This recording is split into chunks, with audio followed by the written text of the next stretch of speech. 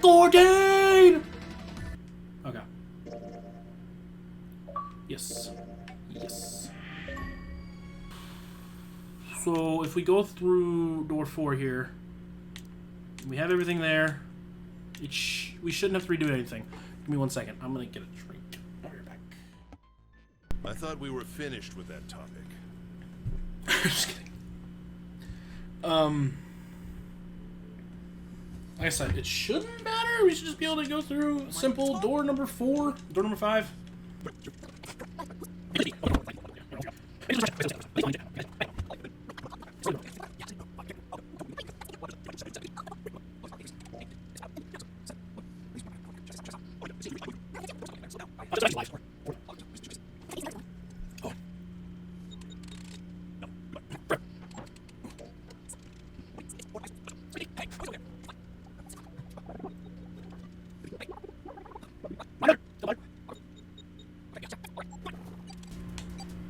Oh, damn. Alright. We're going through this way. And then we go through 7, I believe, here. Or 8. We just skipped that, I believe. Well, we really don't have a choice. I'll make now. sure. Yeah, we're through that, and then we go through... I'll make sure. The 7 door. Wait a minute, I'm stupid. I just hit this, right? You guys ready? Oh, I made that so much more difficult on myself. And then... right here. Go through here. Outside the room. All right, let's go. Actually, let me make sure. I might have... No, we're good. We're clear, bro. We're here. We're in a new spot.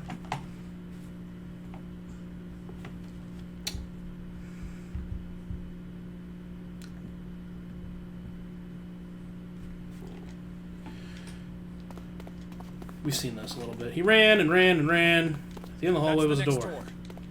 He made straight forward. A piece of... This is He dropped on his knees, quickly took the piece of paper off the a floor. map of the ship's into... Yeah. What's wrong? Oh shit, I forgot Ace was here. I thought it was 7, but with Ace. Oh. Oh! Oh! That's why Ace was a dick. You remember... Ace was... I forgot. I completely forgot. I found a map for this floor. He showed Ace what he snatched off the wall. He looked at it long enough to determine what it was, and nodded. I want to make sure I got these, right? Yeah, okay. I see. With that, he began running again past Well, Junpei. that was anticlimactic. I should keep this, though. Junpei shoved the map into his pocket and got up to follow Ace, but something Hey, stopped him. Where's Clover? He turned around. Clover was nowhere to be seen. What the hell is she up to? Junpei muttered angrily under his breath and took off back the way he'd come. As he stomped around the corner, he saw her. She was standing in front of the door to the captain's quarters, with her hand on the doorknob. Clover! Huh? As Junpei watched, she closed it and gently and quietly. What the hell are you doing? Nothing. What do you mean, nothing? Clover unconsciously put her hands over the pockets of her jacket as she tried to hide something. What the hell is that? What? You've got something in your pocket. What is it? Oh, a note. A note?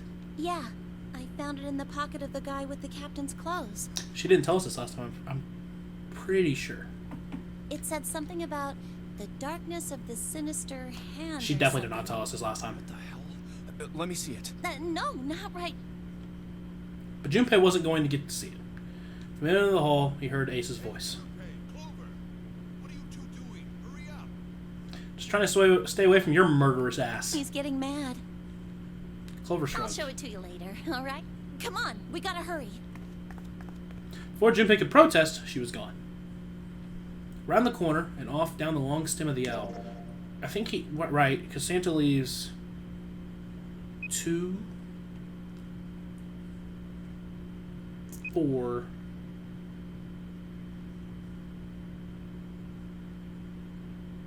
5 and 7. This makes 9.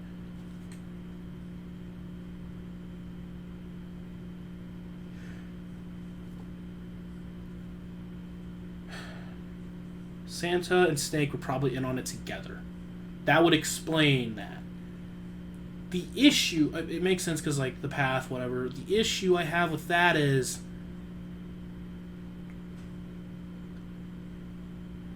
why? Why would he put his sister in here without knowing? Maybe she did know, but even then, I feel like it would have come up before. But okay. A note? A note. Junpei was curious, but there was something else that bothered From him. the look of that pocket, it doesn't particularly look like just a note. Again, I don't think she told us about the sinister hand last time. I'm fairly certain. Maybe I fucked up where it's going down the coffin path again. Thinking? For crying out loud. Junpei did his best to convince himself that it would make sense later and ran off after Clover.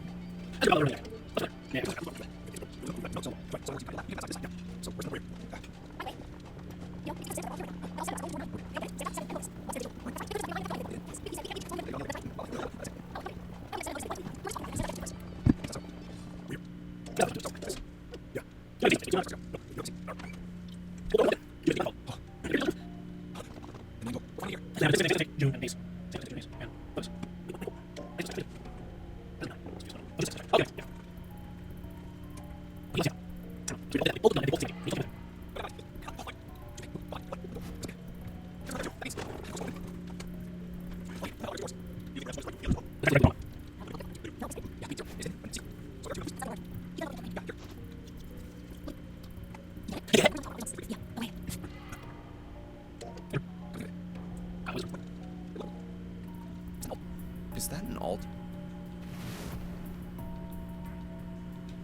Coffin, a coffin, coffin, coffin, coffin, coffin, coffin, coffin, coffin, coffin, coffin. No, it couldn't possibly be.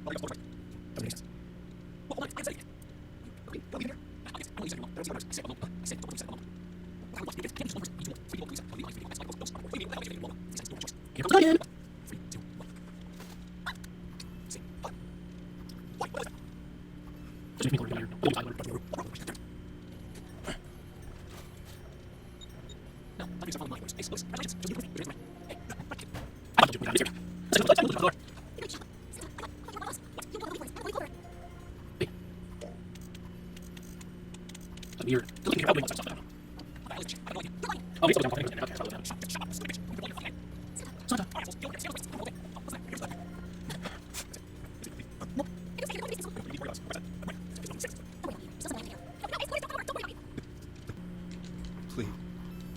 Yeah. Ace doesn't care. Ace doesn't give a shit. Ace would have killed Clover if he had the chance. All right. What's what? All I'm not fun. You don't give a shit, Ace. Good job. Now, Lotus, sooner try any. Damn it. Good.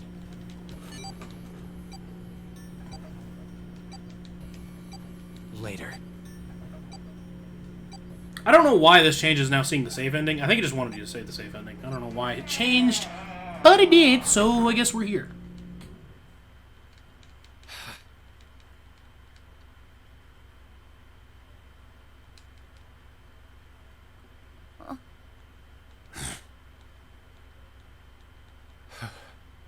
Does it for something? 9 doors.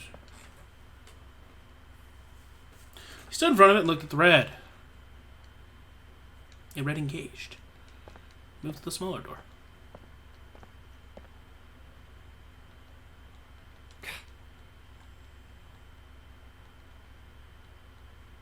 June. What about June? About Akane Karashiki. Was she safe? That was all that mattered to him. If she was alive, if she had escaped this horrible boat, that was what Junpei prayed for. Seven came up to him next. He pulled off his hat, scratched his head inside. So, what do you mean? Yeah, we got this part, and then I think she's probably going to share the note this time instead of just it ending for some reason.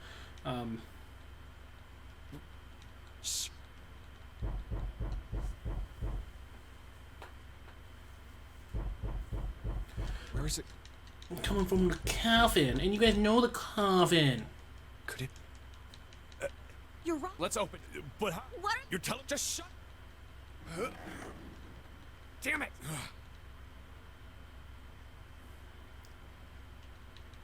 No. Yeah, Do you think? I think so. Whoever. I know, but how? Isn't there a hint? Well, let's look.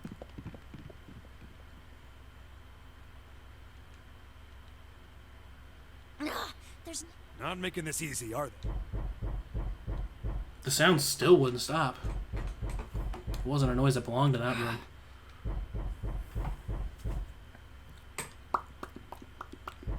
What's the passcode? What am I supposed to do? How can we figure it out? I need something. Clover, but now be a good time to show him the code, because you got it. The world blinked. Suddenly, there was a voice inside Junpei's head. I told you it's going to do this shit. Truth had gone. Truth had gone. Truth had gone.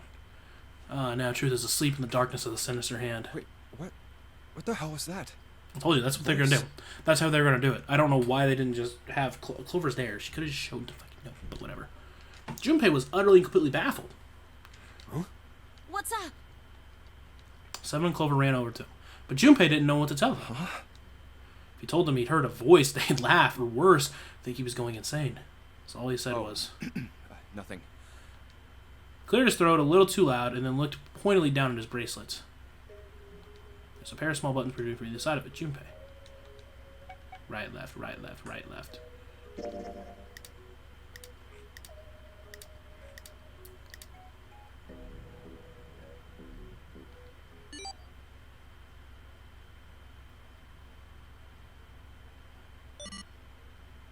One 438 4321. Was that the number? Or was it 3421? It was 3421, wasn't it?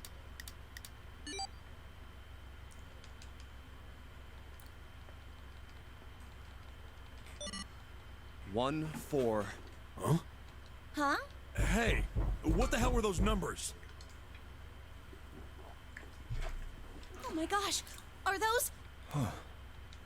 Junpei didn't answer. He simply walked straight to the coffin. He knelt down in front of the keypad, running over the numbers in his head so he wouldn't forget. 3, 1, 4, 3. With trembling fingers, he punched them in.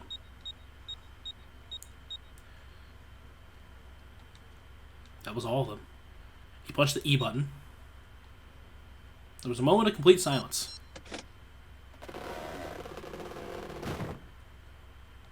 Then there was a sound of the coffin lid unlatching.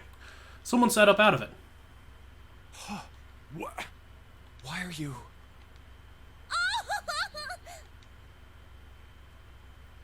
Oh? Is that you, Clover? I apologize for worrying you. Snake! You? Why? Junpei? And Seven? Is that you? Is everyone else there as well? Just like Rip Van Winkle. Okay. Still, it was very much like Snake to simply cut to the heart of the matter and ask. Jeez. Junpei and Seven shared a wry smile. Clover's eyes were filled with tears. You're back. With a cry of joy, she leapt into Snake's arm. Gently now. My body's still a little weak. Oh, you're back. Clover looked like nothing so much as a lost child who'd finally found her home. She cried and cried and cried and kept crying like a little bitch. She kept crying and crying. Her eyes were red, her nose running. She hiccuped and gasped as if she were about to begin hyperventilating. That's probably not safe. Back. Yeah. Her voice was really happy, but almost desperate, as if she feared he would disappear again if she stopped talking to him. Tear after tremendous tear, apparently, rolled its way down her face. Her small arms strained as she clutched Snake's body as tightly as she could. Perhaps she had to convince herself he was real. Perhaps she was worried he'd be gone the moment she let go. I already said that, but okay. Perhaps she simply didn't know what else to do. You're back! Come now, what's gotten into you? You're acting as though I've returned from the grave. Well, you kind of did. Not as though you did. I really thought you were dead. Except you knew he wasn't dead after I told you he wasn't dead. Huh? You jerk! Idiot! Idiot! Idiot! That's not nice. Clover broke into sobs so great she could no longer talk. It was a touching reunion between brother and sister. Even though Junpei knew he had little time, and every minute they waited was a minute they wasted. It felt cruel to pull them apart. Junpei and Seven sat down at one of the pews, waiting for Clover to calm down before explaining to Snake what had transpired.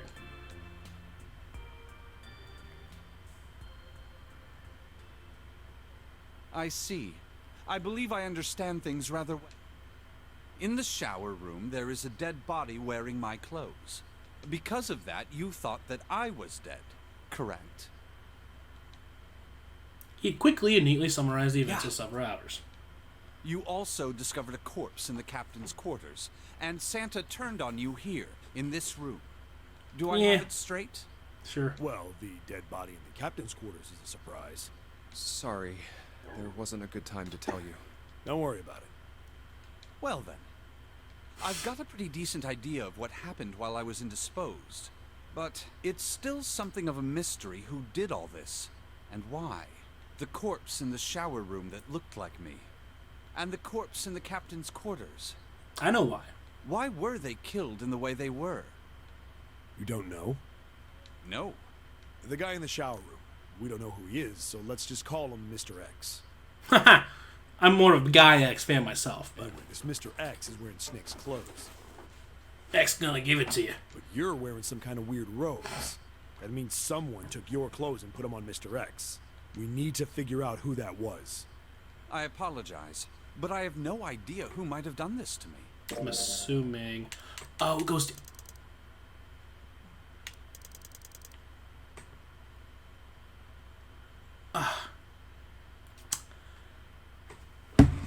I thought it was just gonna end. Fuck it. We've gone this far. I only just now woke up.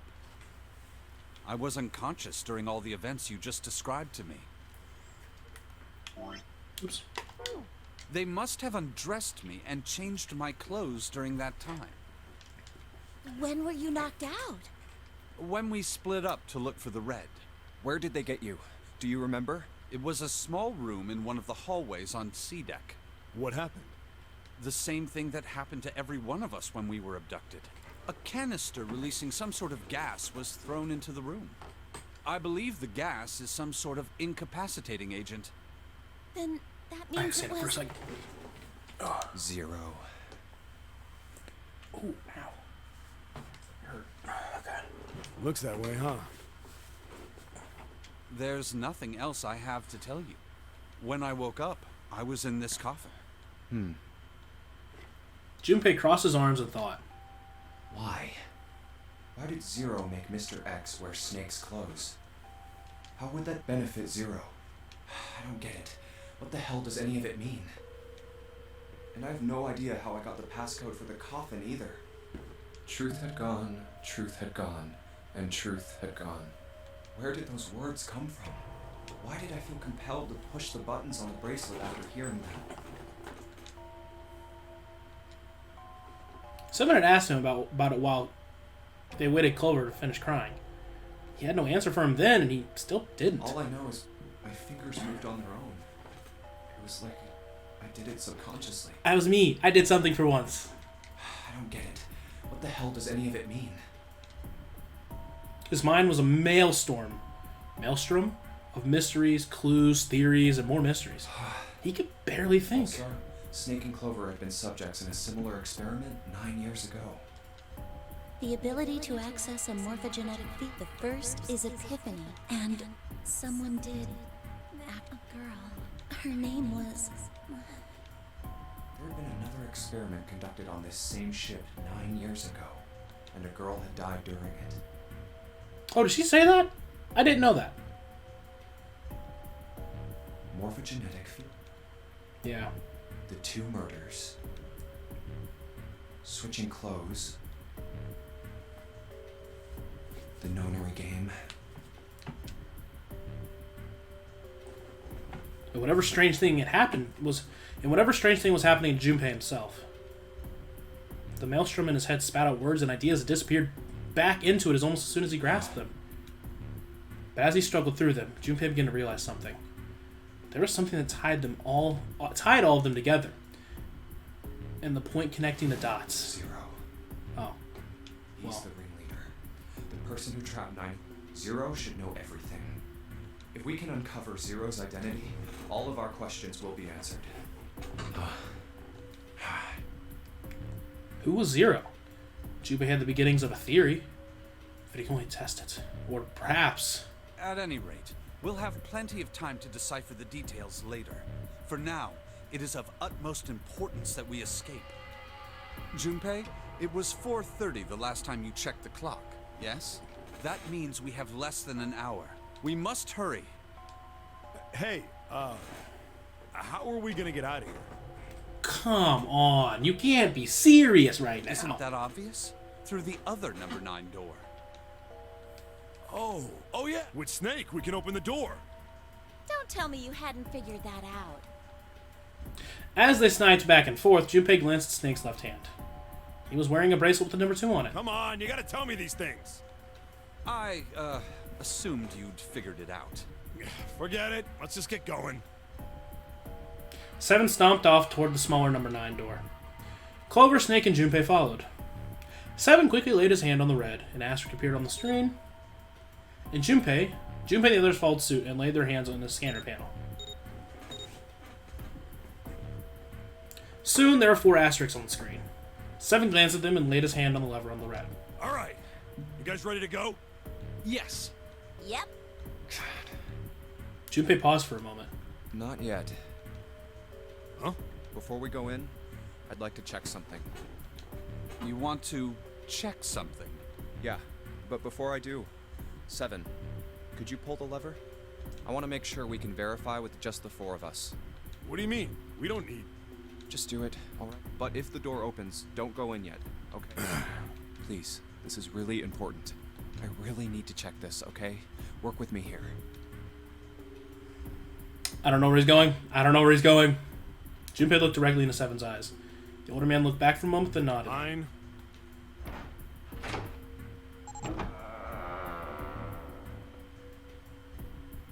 Seven pulled down the lever, and the door 9 creaked open. They waited. 6, 7, 8. Okay. After 9 seconds, the door closed. Alright, that means the 4 of us can go into door 9. So, we knew that already. It's obvious. Obvious. Yeah, you're right. It is. Now, what happens if we add Zero's bracelet? What? Zero's bracelet? Why don't you take it out, Clover? For a moment, Clover looked surprised, but she recovered quickly and stuck her tongue out at Junpei. So you did know I had it. I picked it up because I thought it might be useful sometime.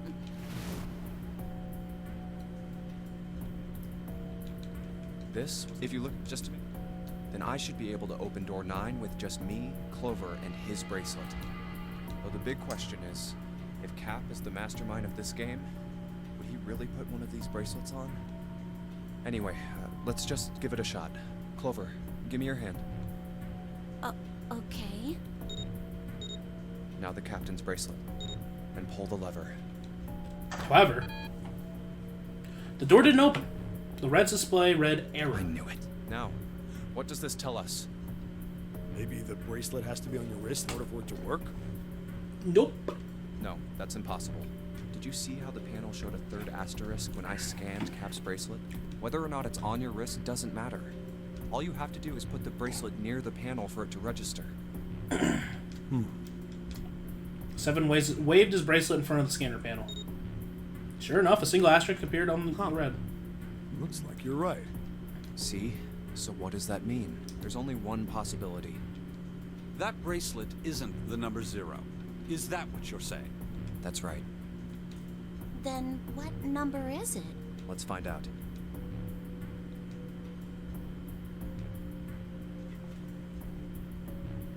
It's 6 plus 7 is 13.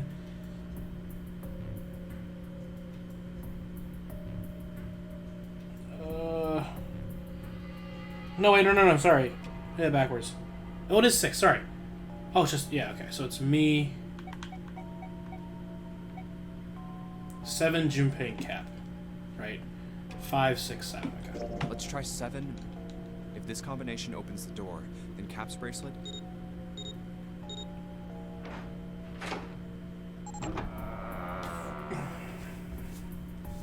Hey, it opened! Had the door opened! What? Why? What does that mean?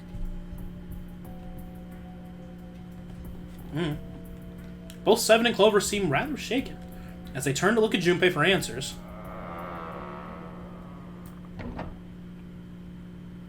The door slid heavily shut. Junpei raised an Isn't it eyebrow. obvious? Cap's bracelet is number 6. But doesn't it say 0? This isn't a 0. The symbol on here isn't a number 0. It's a letter O. Oh. Whoa, wait a minute. I don't get it. I mean, we figured out that Cap's bracelet is 6, right? Yeah. Does that mean there are 2 people with 6s? Before Junpei could answer, Snake spoke There up. is most likely only one person with a 6. But I don't get it. What about June? Well, this is only an educated guess, but I think June's number was never 6 to begin with. Her bracelet was flipped. In other words, June's real number is... 9. That seems the most likely. Then all this numbered door stuff was just a load of crap? Why would you say that? Because if June is 9, then the numbers wouldn't match up. Clover grabbed Junpei's notebook and began to Here, write furiously look. in it. Junpei leaned to look List at... of all the numbered doors June's gone. I'll let you know what I'm writing, okay, Snake? And that's everything. I wrote down which door she went into and with whom. And I wrote what all the numbers were. So if you switch 9 in wherever there's a 6, if the digital root is 7, then you can. If the digital root is 2, then you can't. Clover, What do you mean? You're talking about 3, right? 3? Santa's always in the room with her. That's what you're saying, isn't it? yes, that's right. What about it? That's quite simple, really. You told me that the first time you came to this room, Santa was the first to refuse to leave June behind. Now, doesn't that beg the question why? Why would Santa do such a thing? The answer is easy. Because Santa can't open door 9 with only 7 and Lotus.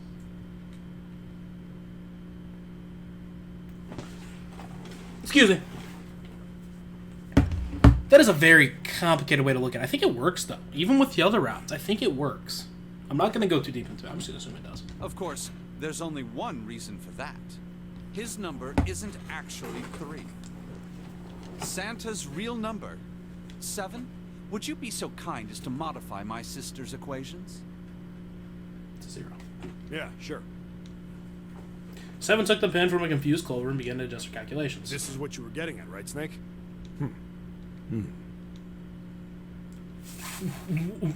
You're telling me 7 figured that out. Okay. He read out the changes he made, and when he finished, he looked at Snake. Snake smiled. Thank you. That is exactly right, 7. Santa's true number wasn't 3. It was 0. No way. Santa is 0?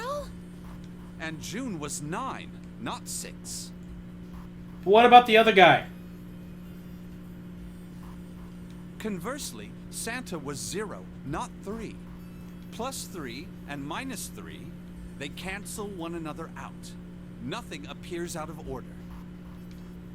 Santa was still playing by the rules of the notary game this whole time. Precisely. So you're saying Santa planned this whole thing? I'm not sure if he acted alone or not, but I think it is safe to conclude that he is Zero, if my hypothesis is correct. Clover bit her lip. She seemed to be having some difficulty believing her brother's explanation. Junpei. Junpei remained silent and thought. Snake's hypothesis. Something doesn't seem right. June's bracelet being flipped. Even if that were possible, that would mean there are 2 number 9 bracelets. And if that's the case... All right, that's enough talking. It definitely doesn't work whenever Ace used it the other Let's time. go. It's high time we went through that door. Are we not going to talk about it? You're not going to bring it up? Oh, God. Taco Bell's coming back. Door 9 opened. They leapt through. Oh, it's right there. The dead was directly in front of them as they came to the door. Quickly, they scanned their bracelets.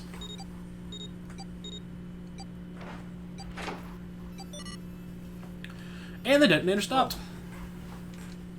After pausing for a moment to catch their collective breath, Junpei and his companions headed down the long hallway in front of them. All right, let's keep going.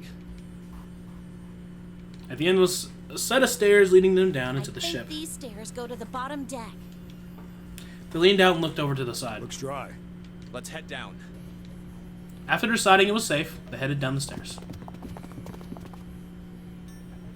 Before long, Junpei and his companions found themselves at the bottom deck. On the bottom deck, they turned and left into another hallway, at the end of which they found another door. Hey, it's a... And of course, there was a symbol engraved on the over the keyhole. It looked like a sort of harpoon one would use to hunt a fish with the kind of 3 prongs. A trident. Snake traced the shape of it with his This finger. is the Neptune symbol. There must be a key around here somewhere. Neptune key. I only have the Uranus key card. Clearly, it wasn't going to open the door. It's a different planet. Plus, it's the wrong kind of key. Let's turn around and go back for now. Yeah. After examining the door for a few more minutes, they gave up and headed back the way they'd come. Hey, another door. A little more searching, they found a metal door. And a card reader this time. The symbol was engraved in the card reader. It's the Uranus symbol. Uranus. This is the place. He muttered to himself. He slid the card through the reader. It beeped once and the light turned green.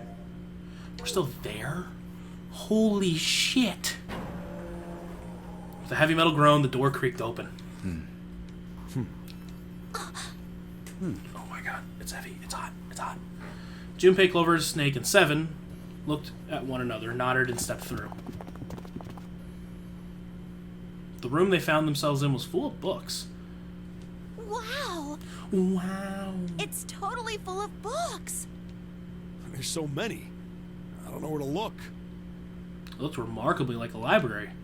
Not the sort of library where large numbers of people came to read books, more like the sort of library that was simply a place to store books.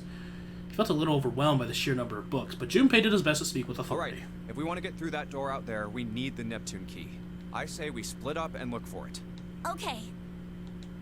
Very well. Sure thing. Good. Let's get started then. We don't have a lot of time. Hurry. We're in another escape room. Alice sleeps in a small chamber past the Forest of Knowledge.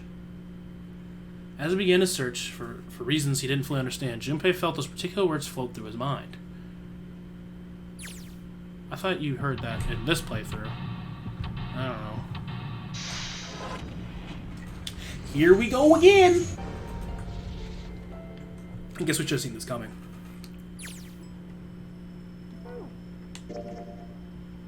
Yep. Handrail made of metal. There's a note on that table. Lights to the books. Huh? What does that mean? Interesting. Well, intelligence often hides itself in darkness. Have you ever thought about the pages of a book? Each page only sees, what, maybe 2-3 minutes of light before the reader is on to the next page?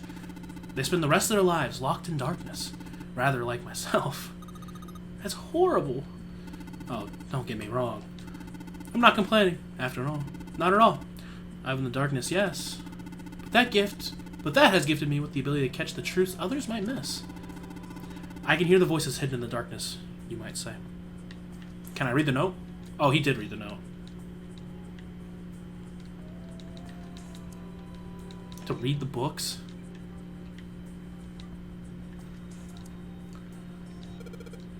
Let's deal with these titles. They're all just gibberish. Hey, what if we, like, switch them around? Switch them around? Yeah. If we move them around, maybe they'll spell something. Spell something. Oh, I get it. Yeah, it's worth a shot. It's worth a shot. I don't know. Pone? Oh, boy. Alright, here. Open here. Find bulb. How about this? Looks like putting these books in the right order opened things right up. That was a piece of cake. Hooray! You did it, Junpei. I guess that turned out well enough. So letters from the title spelled out, open here, find bulb! I don't know why you had to scream it, but... Powerful light bulb, I see.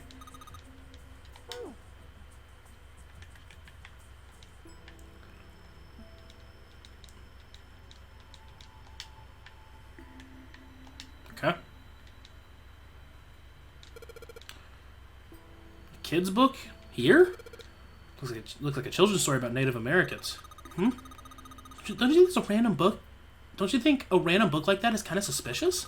Maybe I ought to hold on to it.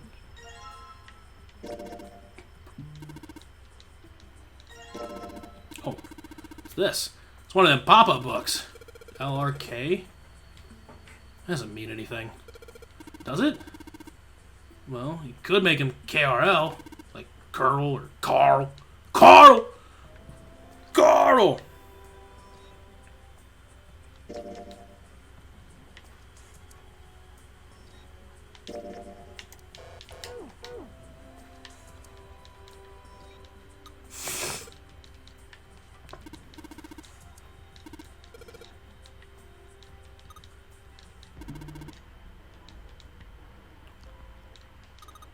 History of the medieval period. Maybe it's about Sir Lancelot. Isn't he just a story? I don't think you're gonna find a guy who didn't really exist in a history book. Oh god. Okay. Oh, this doesn't matter.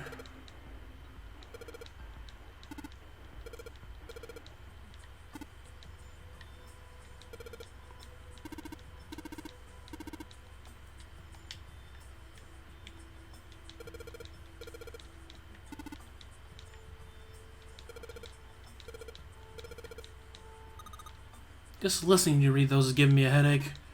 Can't say I have fancy technology stuff and I get along real well. Keep on talking about that stuff and you're gonna put me to sleep.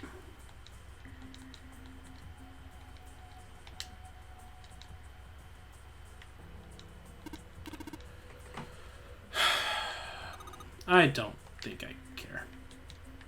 Alright.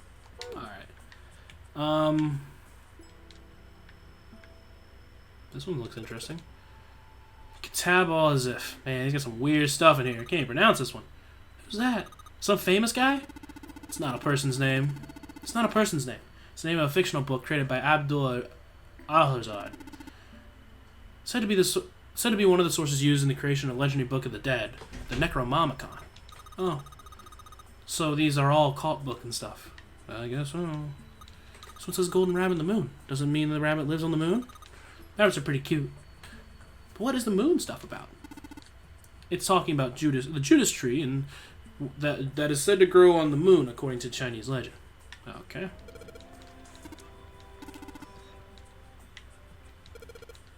Mind swap. You mean you could, like, change bodies with someone? Well, I guess I wouldn't mind switching bodies with my brother, or Junpei too much. But I'd rather die than let Seven switch with me. What the hell? Hey, what's up, my little brother, you? Shut up. Okay. I guess I had nothing nice there.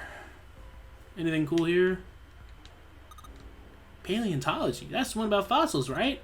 And it's pretty nasty. I don't really care.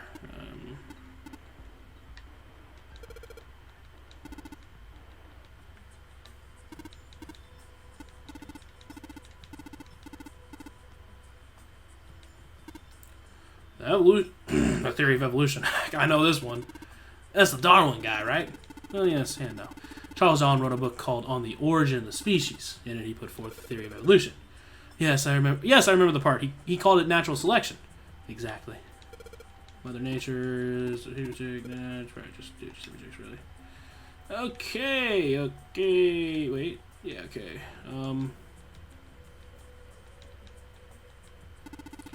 Hurry up. We need to find the key with the mark of Neptune.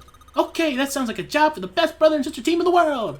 Man, it's like 7 or 9 don't even exist. Okay. Got it here. This seems interesting. Owen. Dad kind. What the hell is this? Wasn't that a German mathematician? Maybe it's a compilation of his work. Leibniz. This book is in German.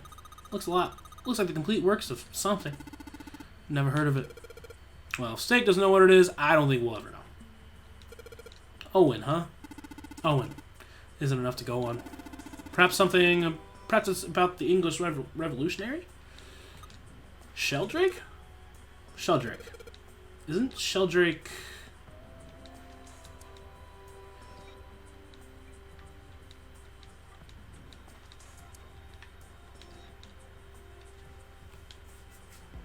Apparently you're supposed to know who Sheldrake is. I don't know who Sheldrake is.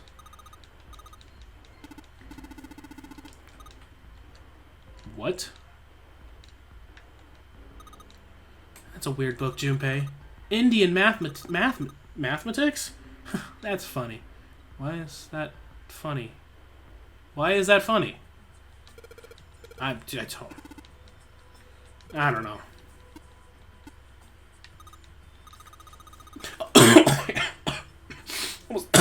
almost died. Ugh. Jesus Christ, I'm gonna die of sweating in a moment.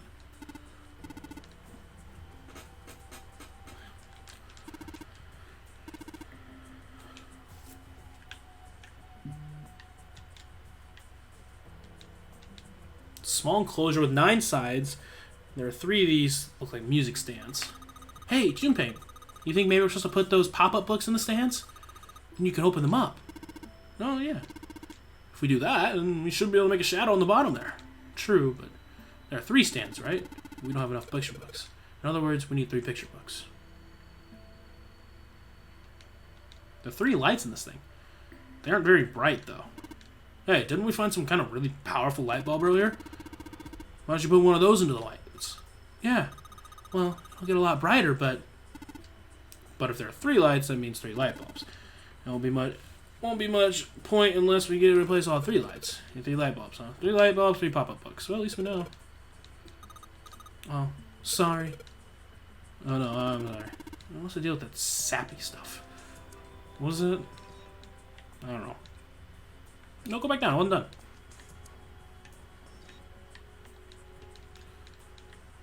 Oh, that seems important. This bookshelf has a glass inlay. It's pretty big, but there are only 6 books on it. Seems kind of weird. Hey, looks like there's something on the bottom. I can't really see it, though. The glass is all foggy. Okay. All books here in all sorts of languages, but something suspicious with the shelf on the left. You mean this shelf? You mean the one I literally just looked at? A couple books on the glass shelf. From left to right, say Volume 6, Volume 3, Volume 2, Volume 4, Volume 1, Volume 5. Hey. I can't even click the lock. Okay.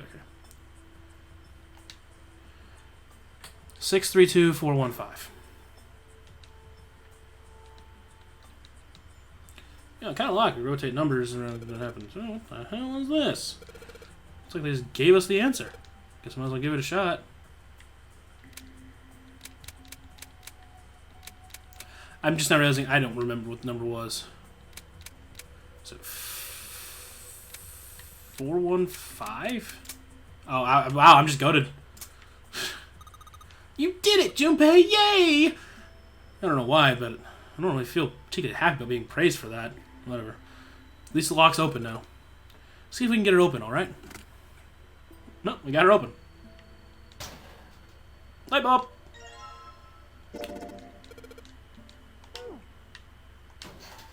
Alright. Wasn't really done down there, actually. Okay, this seems important. I don't know.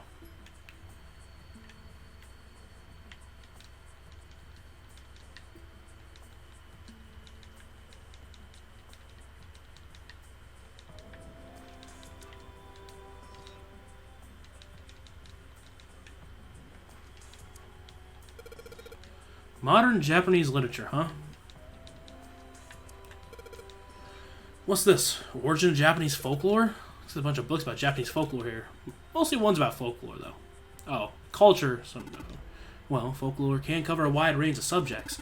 History, urban life, religious trends, environmental changes, oral traditions. Folklore can cover all those things, but if you know where to look.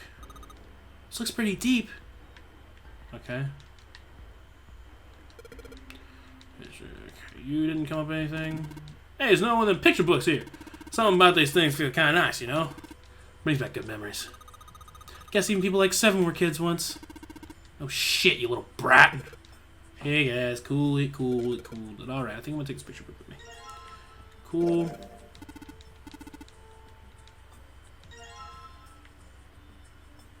Okay. Okay.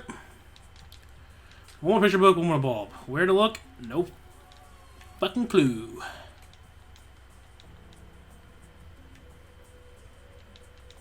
I guess I probably could go back upstairs. Probably something back up there. That's where I found the picture book first, I think. Okay. Oh, here we go. This one. It looks like one of those picture books from earlier. The ones with the pop-ups. You think they're part of the series or something?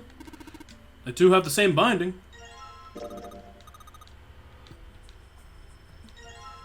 Head. Nice. Okay. We need one more bulb, and I think it's got to do something with this. Light blue. It's red. Yellow.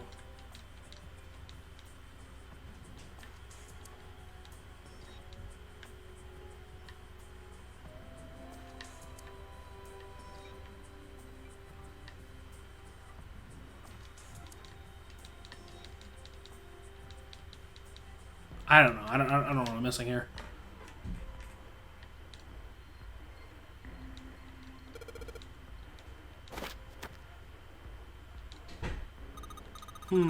This is a little weird.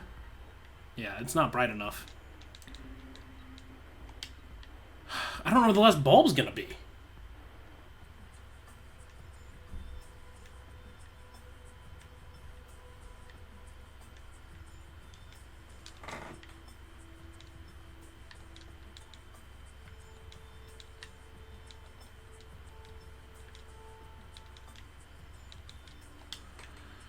What the fuck?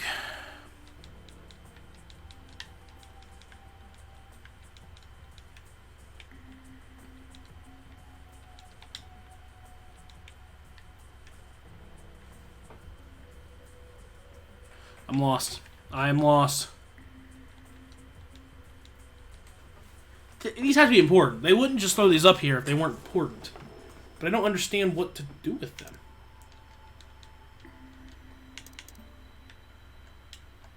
Like, it's not letting me do anything with them. So I don't know.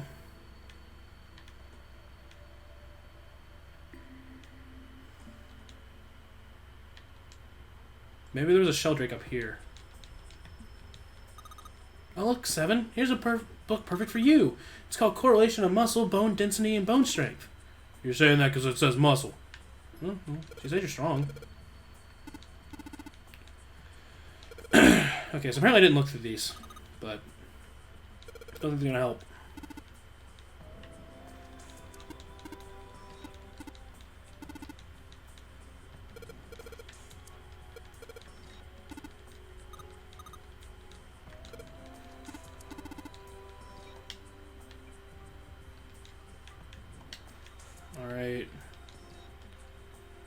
Back here?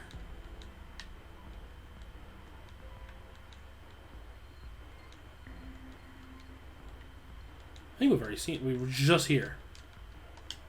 What?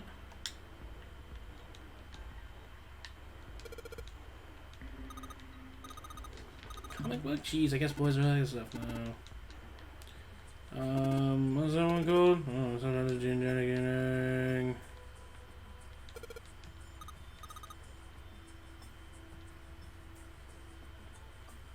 Really? Look, Junpei, I think there's something hidden behind the books. That's really you're gonna. Okay.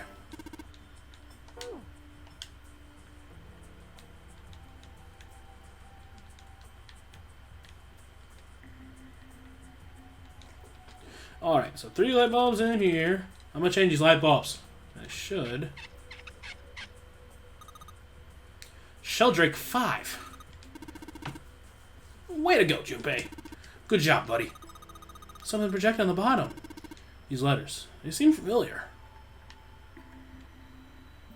Sheldrake 5? We're speaking. I think I saw the rest of his collection somewhere. Why didn't you switch it? Okay. Junpei read the text out loud. Yeah, I think it was somewhere around here. Let's go take a look. It's in a book. Okay. Seven and Clover walked off, leaving Junpei and Snake behind. Sheldrake. Have you heard of him? Sheldrake, I mean. Junpei grinned. Yeah, Lotus told me about him. I figured probably something I just didn't remember. There's a British biochemist named Sheldrake. He has a rather interesting theory. Okay. Morphogenetic fields, which rely... Really? From Lotus, huh? It's crazy. I know.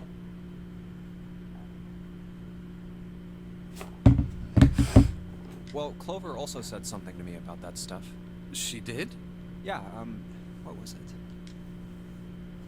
The ability to access a morphogenetic field is affected by a cup. The first is epiphany, And and the the other other is danger. That girl. I told her not to tell anyone. You did? Why? Well, Because it's stupid.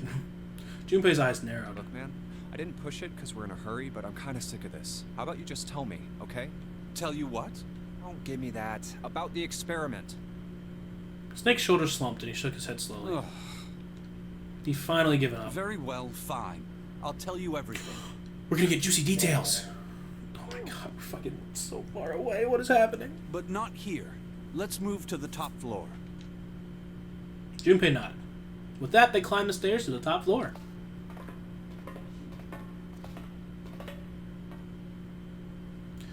Snake was silent for a moment after they arrived. Then he finally crossed his arms and spoke. I suppose I might as well start by telling you why I kept quiet, and why I made sure Clover did as well. Don't say anything. Those are the 3 words. To be honest, the explanation is quite simple. I'm blind, you see. Zero told me not to.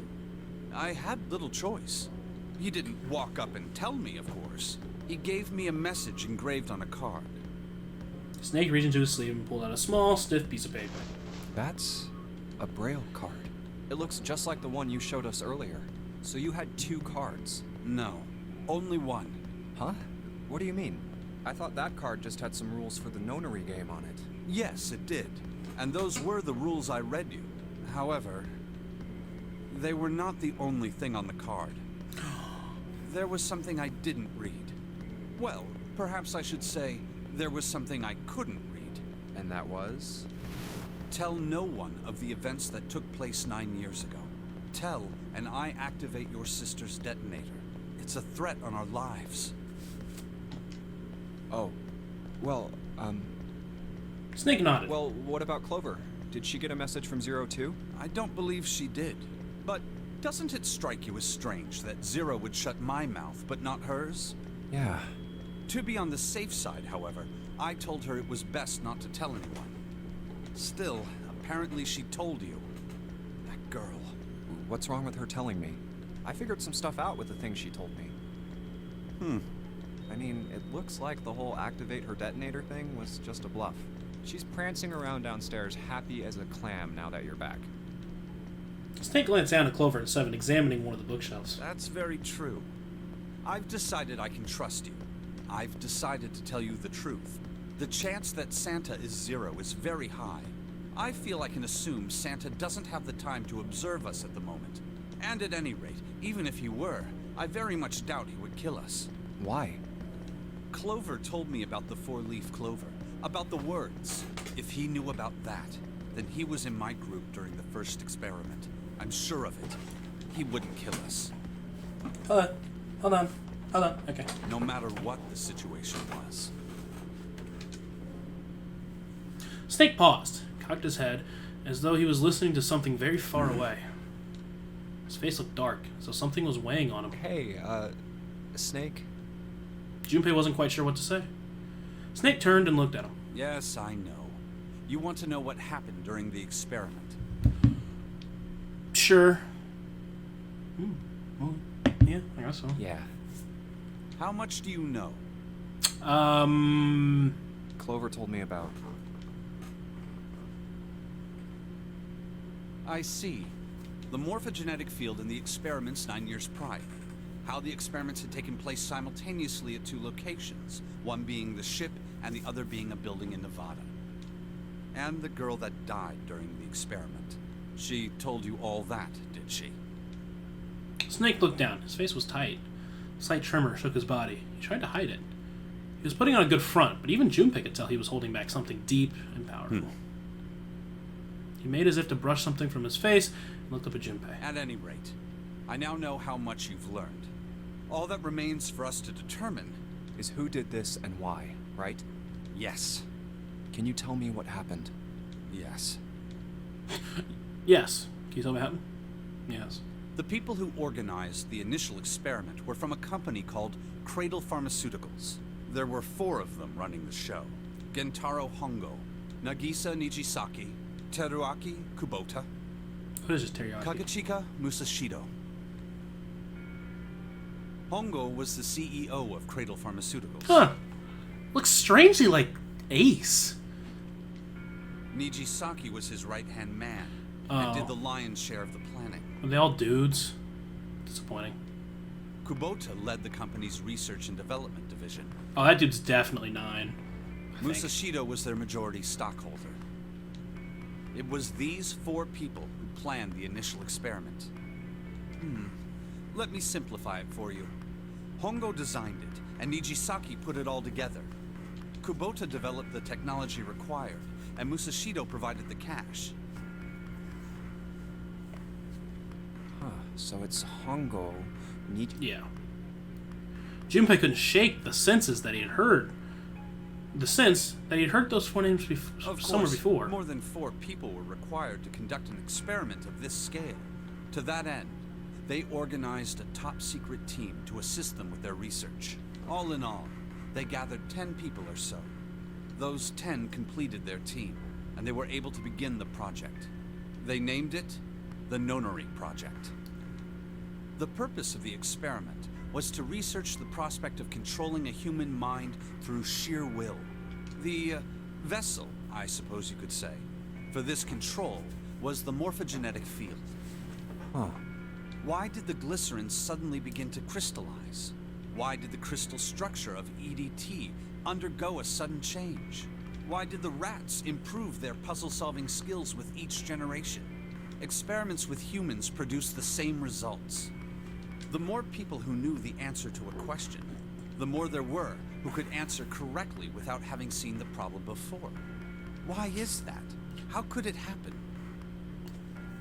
You're trying to throw it into this game, and that's cool. It's really cool. Like, with the... It's more... It's not really the same thing, though, because it's talking from different people to people. This is the same person going through different life cycles, or through different cycles of a game. It is different. I'm sorry, but... The answer is that the shape of the answer has been stored in a field invisible to the naked eye. And through that field, the resonant event transmits information related to that answer. That's essentially the idea behind morphogenetic fields. But that's just a theory. Can't bring yourself to believe it? Yeah. Let's say someone killed another person because the devil told them to do it. Whether the devil exists or not has no relevance to the murder. They believe the devil exists. Whether or not he does is immaterial. So what matters here is that Hongo believed in the morphogenetic field. That's right. Snake But I nodded. still don't get it. You said they wanted to figure out how to control people, right? That is what you were saying. Yes. So how are they going to do that with a morphogenetic field? I'll keep it simple. Let's suppose 10,000 people have solved a certain problem. Okay. The chance of you knowing that answer, even if no one has told you, will go up. Let's have another example, shall we? Say 1 million people were to do a handstand right now. Tomorrow, the chances of you doing a handstand would be higher, even if you had heard nothing of this hypothetical mass handstanding. No, hold on. You were saying finding the right answer, not forcing them to do something. You're changing your theory over and over again. Mankind's thought process and actions are all part of a resonant event. All of the resonant events encoded in the fields are projected onto you. Not like doing a handstand. Of course, this assumes you believe in this theory. Do you follow so far? Yeah. Now, if there was a person who had the same effect as those millions of people, what would happen? If that one person were to do a handstand, other people would find themselves wanting to do handstands as well. See, you went from finding an answer to something or seeing something to wanting to do something. That's very different. Can you imagine what a person with powers like that would be able to do? Come on, there's no way. I'm not done. Imagine another scenario. Imagine another person. This is an ordinary person. Let's say he does a handstand. What if there was someone who could grab the resonant event he created by doing that and use it to make other people do handstands? What would happen then? A person who has the power to write to the field, and someone who can read from the same. You could think of them as the writer and the reader, or the transmitter and the receiver. Yes, it's great power, but all of a sudden you're switching it. You're switching What it. would the world be like if there were people with abilities like these? Junpei thought about it for a moment. So the transmitter's resonant event can be transmitted through the field and sent to the receiver. And then the transmitter can control the receiver however they wish. That's what you're saying, right? Yes. Close enough, at least. Come on, that's just crazy. Well, if you want to prove that, then you'll have to test it first. At least, that was how they thought. That was why they decided to do their experiment. That was how the Nonary project began.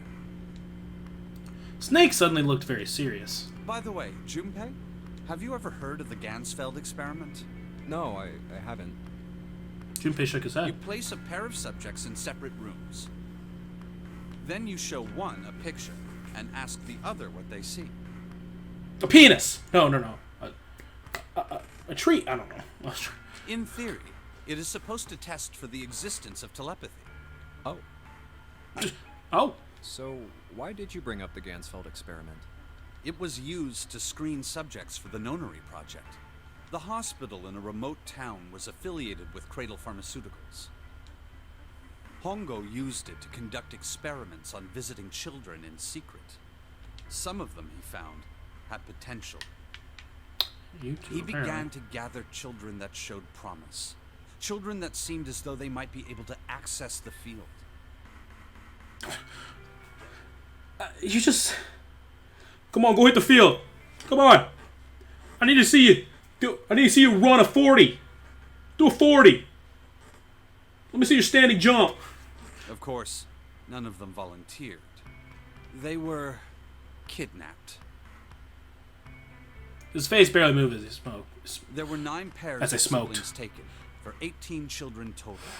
For reasons that were not fully understood at the time, each pair had one transmitter and one receiver. They were split perfectly. As such, the 18 children were split into 2 groups of 9. The children who were put into Group Q were the ones who excelled at transmitting. They were transferred to the mock experiment building known as Building Q in the Nevada desert. Wait a minute. Are the receivers and controllers? Or are they the ones being controlled? I don't remember. The children who excelled at receiving were put in Group A. Group A was then placed on the former hospital ship Gigantic. From the experiments he had conducted so far, Hongo had learned the following. There are two things that can increase one's resonance with the fields. The first is epiphany. The other is danger. Have you ever been faced with an especially difficult problem and thought about it very long and very hard until finally an answer suddenly appeared in your mind? It may seem obvious to say so, but that is what is meant by epiphany. The information obtained through that epiphany. I think your sister already told us this. Through adding danger to that equation allows for even easier field access. That's where Hongo came in. They set up a number of puzzles across the Gigantic. The participants had to solve each one before they could move to the next room. Of course, he hadn't forgotten to include danger. He had detonated a bomb on the hull of the Gigantic. The children in Group A were forced to play the nonary game as the ship sunk. By forcing the children into a life-or-death situation, Hongo hoped to increase the likelihood of their tapping into the fields. The children from Group Q, on the other hand, were confined to the mock experiment building, Building Q. Building Q duplicated the interior and puzzles of the Gigantic exactly. I'm just saying, that game of the sinking ship would have been a more interesting game. Okay, maybe not more, but it would have been a very interesting game. Every detail was exactly the same. You could even probably use this as a nice little sequel to it. I don't know. Hongo explained the situation to the children in Group Q. Solve the puzzles you find throughout the rooms. When you have the answers, transmit that information to the children in Group A.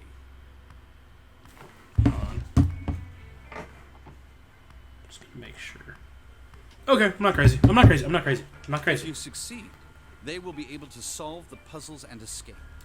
But if you fail, then the Gigantic will sink, and your brothers and sisters will drown. Those were his orders. Do you know why the astronauts of Apollo 13 were able to return to Earth safely? It was because NASA had access to a replica of the Apollo 13 capsule. All of the equipment, the instruments, everything. All of it identical. Everything was just like the real Apollo 13. NASA was able to replicate the situation the astronauts found themselves in. By putting themselves in the same situation, they attempted to solve the problems the astronauts were dealing with. Once they found solutions, they reported their findings to the men aboard the actual capsule.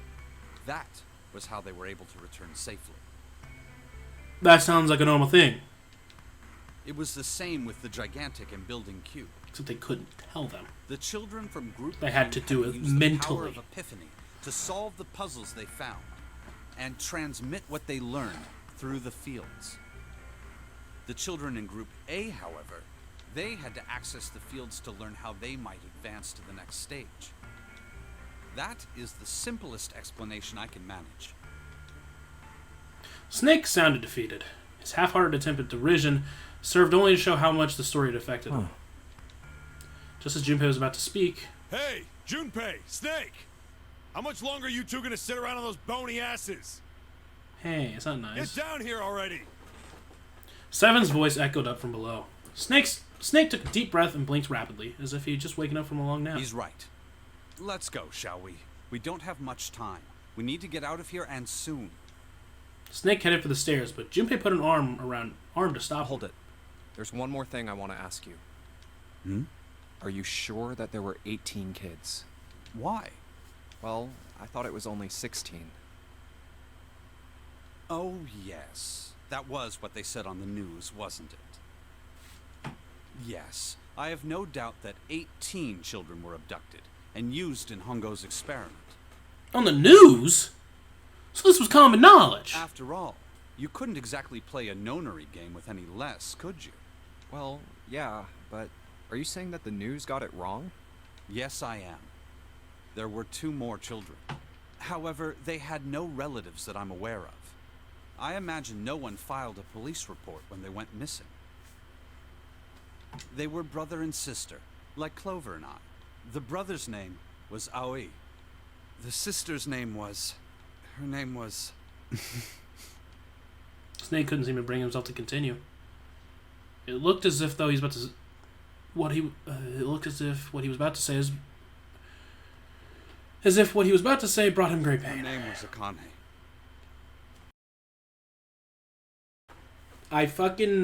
I knew that's what she was about to say.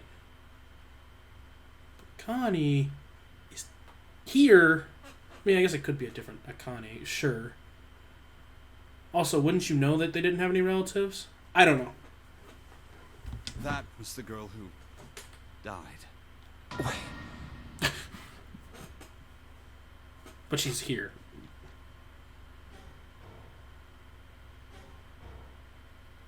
Unless, I don't know. Junpei felt as if he had been punched in the stomach. His vision went blurry and his head felt light. Akane Kurashiki died. You don't know that. Hold up. You're just gonna assume she's the only girl in the world named Akane? Maybe. Well, no. Nah, I couldn't have been part of it. But still. 9 years ago? Then, who is June? No. That's impossible. It can't be true. Akane isn't that uncommon of a name. If Snake had known her last name, that's a different matter entirely. So they share a name. A lot of other people do too. It doesn't mean anything. You could ask him to see what her last name was. Someone else. Of course it was. It has to be. Junpei shook his head hard and pulled himself back into reality. Is something wrong, Junpei? Your breathing sounds strange. Then Snake had noticed. Junpei cleared his throat and tried to act calm. No, it's nothing. I'm fine. Let's get back down there, all right? I would just be safe. Do you happen to know her last name? Because if it's the same last name that I'm thinking of, I have big questions. Snake raised an eyebrow but said nothing. He headed down the stairs and Junpei bringing up the rear. I couldn't do it. Why didn't I ask? What's her last name? I just couldn't get the words to come out. With every step he took, the cold, hard sound of feet against metal dug at his heart. What if she didn't die? What if she lived? What if that girl lived? Oh, just saying. But that would explain why she had been gone for 9 years. Maybe that was the reason that they never... I don't know.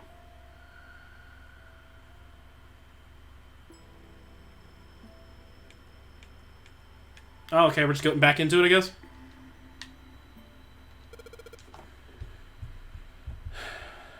I don't feel like talking right now. Hold on.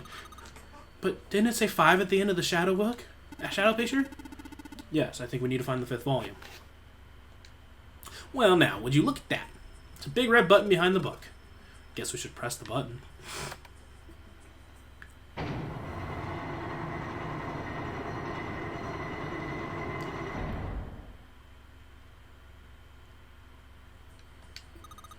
What was that sound? Sounded like something really big was moving. Came from the top floor. Alright, let's go check it out. See, that was my original thought. Is that it would be Kanny, but it doesn't make sense she's here. You telling me she's a ghost? Are you telling me she's related to that the lady? And like, that doesn't make sense. It just doesn't make sense. Unless she didn't really die, but that's a different story.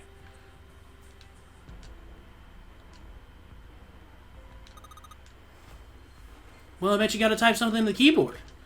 Yeah, but you can only enter letters. Looks like and it looks like you only enter 4 letters. Let's see if this works. Guess you need to hit enter once you're done. Control. Alright, I got it. Let's give it a shot. Hold up. Okay. 10, 11, 12, 13. I gotta look up fucking base 16, I think.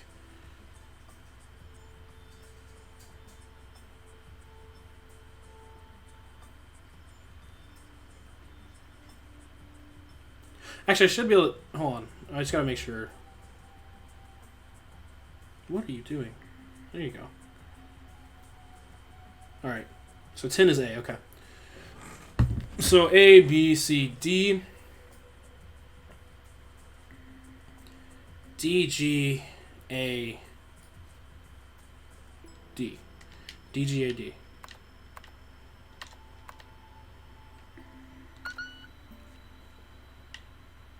Really? A, B, C, D. A. Oh! That's 4. So, D. Dead! Like, Kanny is dead! Yay! You did it, Junpei! It's unlocked now! Good job, Junpei. Whoa there. Don't get too excited. The password was dead, remember? Just makes me think whatever's waiting for us isn't good. So what? Jeez, you're such an old lady. Can't be worrying about stuff like that. I mean, come on. We got it to unlock, didn't we? Let's go. Hurry up.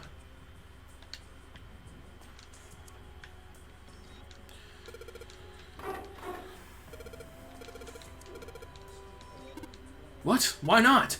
We put in the password, what else do we have to do? And that means... It's the other door. Oh, whoops. I guess I said that, not... Alright, it's open. Whoops. Wait, so what's the other door? Just gonna leave the other door like that? No? Okay. Apparently that was it, though. I'm cool with it. The door opened. And Junpei and the others leapt through it. Alright, this is the next. Just as Seven was about to finish the sentence, their attention was drawn to... the clang of metal ringing out behind them. Oh. It spun around. The door they just come through had slammed Did that shut. just close on its own? Don't tell me we can't go back. I don't know. Let's see. Junpei grabbed a hold of it with both hands and pulled with all his strength. Damn it. It looks like it locks automatically. Is there any other way out? Well, there's another door over on the right. There's a card reader next to it. It's got a red light on it, though, so I'm pretty sure it's locked, too. But there is a card reader, right? Yeah. Then perhaps if we find a key card, we could open the door and leave? Well, yeah, that might work, but... Hey! Wait a minute. Are you saying we're gonna have to search through this room for one little card? Well, even if you find it, it just goes back into the library, doesn't it? Oh, man. They took a second to look at the room they found themselves in.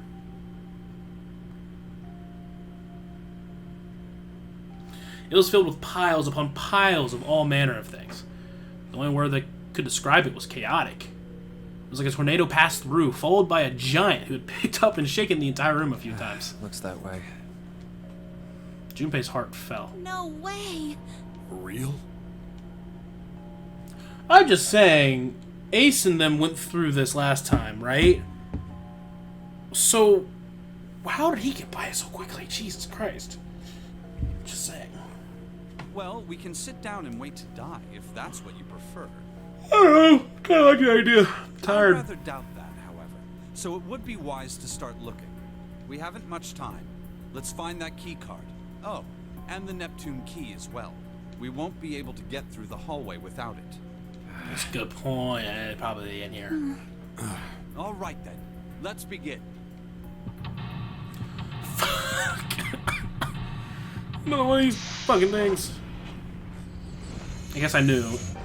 But I think this is the last one. I'm fairly certain this is the last one here. Because... oh, no, I'm wrong. Holy shit. Okay. Piles of crap everywhere. Man, this place is a mess. It's so messy. I don't know where to start. Some of this crap looks familiar. I think a lot of these are parts of the puzzle we'll solve in other rooms. If that's true, then... this room could be Zero's laboratory. Perhaps Zero would shut the machines and come to fruition.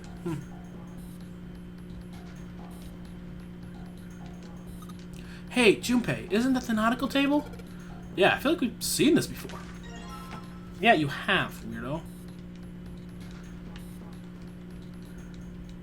Okay. Look, Junpei! The rust on here looks like Elvis's face! Yeah.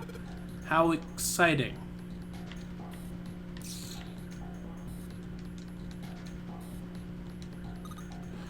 There's some old computer monitors on this desk.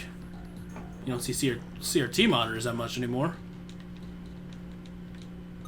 It's a chair. It's a chair. Chair looks nice. I think you'd be doing the opposite. Oh, that's funny. There's a control panel on the big screen here. Wonder if any of these buttons do anything. Something on the screen now. What's this? There are 15 cells here with numbers and letters on them. Let me see that. Ah, I see. So whenever you touch a cell, the ones next to it turn on or turn off. You just gotta use that to make all the cells on the right and the bottom green. Hey, Junpei, I found this piece of paper under the thing. You want to take a look at it? Do you think this might have something to do with the puzzle? It's a piece of paper, Chloe. A bunch of numbers on the letters and connected to equal signs. Just like I said, probably leads the puzzle somehow. Thanks, Clover. This really helps. Alright, let's go back and try again. Okay. Yeah. Oh, shit. I just wanted these. God damn it. Alright. So you want L. L is 21. 9 plus 11 is 20. Okay, so you want this one off. Okay.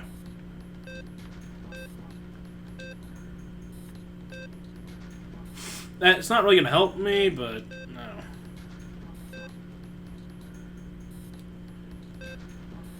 So you want A, so that's 10. So you want D off. You want this on. No. No. You did it, Junpei! I didn't mean to. You're so smart. You seem to have done an excellent job and solved the puzzle. Just what I would expect. Just what I would have expected out of you, Junpei. Hey, come on, you're embarrassing. You're embarrassing me, man. Come on, you're embarrassing me. Whoa, whoa! Don't get too cocky, kid. We don't got time for that. Look at this. Check out the right edge of the control panel. The lid slid open. Something came out. Cross it. Under place of a shield. Crossing your donut. Okay.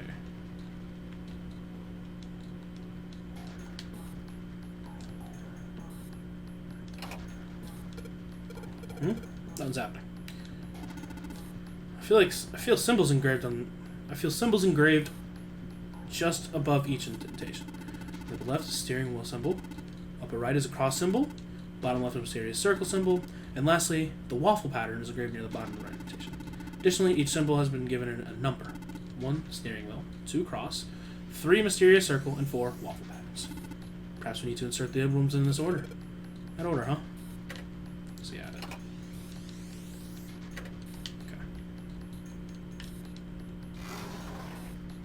Piece of paper in here. I'm not sure without taking a close look, but it might be a clue. Junpei, we don't need this anymore, do we? No, I don't think so. This is for the puzzle we already solved. Okay. Shit, I gotta use the restroom one more time. I didn't realize it'd be here this long. Okay. What did I miss this time? Oh, man. We are 6 hours into this.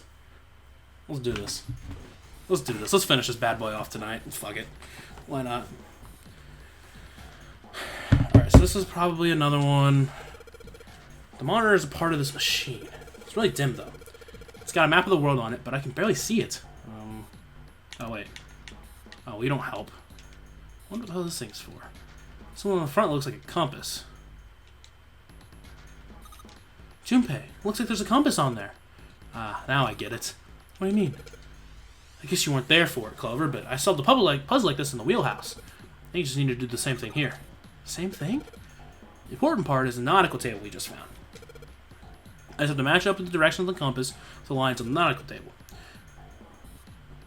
I used the steering wheel in the wheelhouse, but this time I'm going to use the wheel attached to the side here. Okay, then show me now. Of course.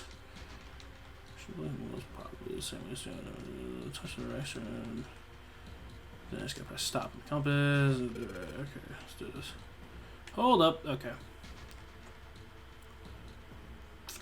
Looks like we're starting in London. So we go south, west. So start south.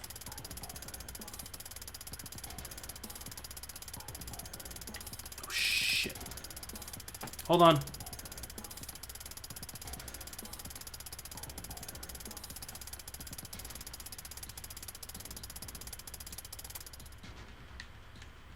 Let me go west.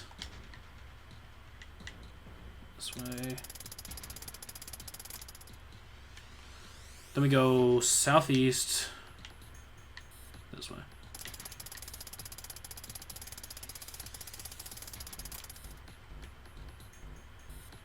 Then northeast.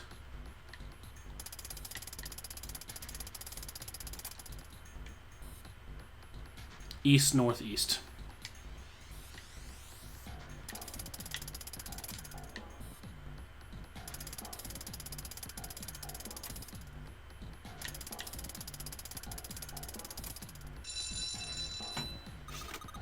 Got it! Yeah, you did it, Junpei! Good boy. Who's a good boy? Knock it off. Hey, we don't have time for screwing around right now. Check out the right side of the monitor. Just kind of slid open. Something came out. Oh, yeah. I heard a noise, too. You know that big box in the hall by the exit? I think it made a noise. Like something's unlocking, you know? Noise, huh? Okay. Thought I heard something. We're good.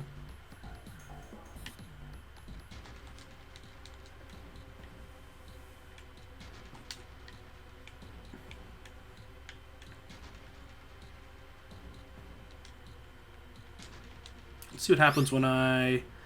Oh, okay. Now we got something on the screen at least. Huh. What is this? Oh, wait a minute. Something like this when I figured out the Morse code puzzle back in the communications office. Morse code? Yeah. The dots in here look like dits for the Morse code. There are 2 dots on the first line, 4 on the second, and 1 on the last. I'm afraid I don't understand. Perhaps you should give it a shot anyway. Alright, I'll try. Before I do that, though, maybe I'll run through the instructions. If I tap the button, if I just tap the button, I'll enter a did. If I hold down the button, I'll enter a da. Automatically. Alright, let's do this. Hold on.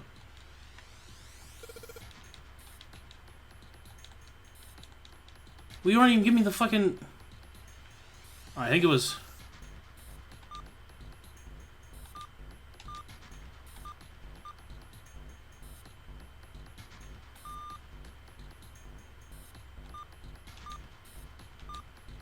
Oh.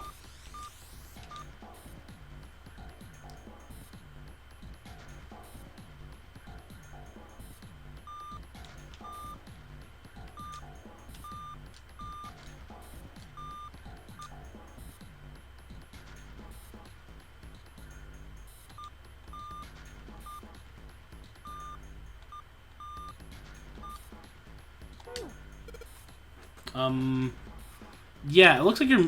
No, what?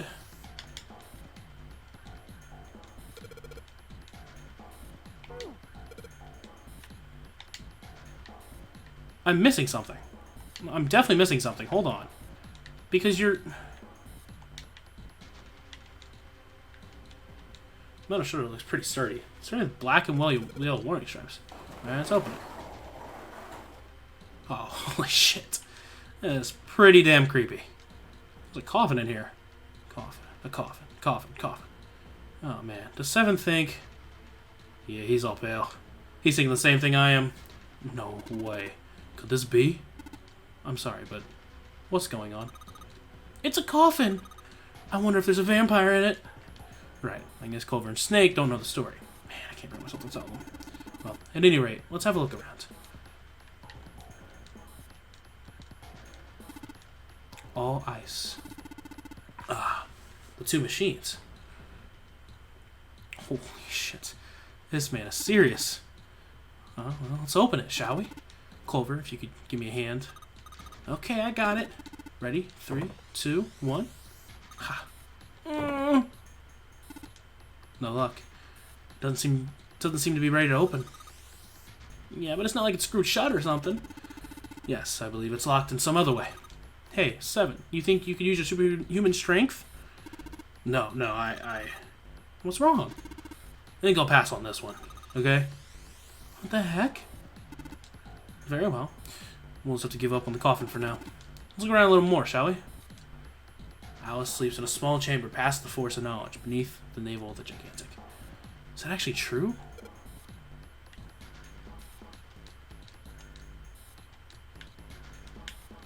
Okay.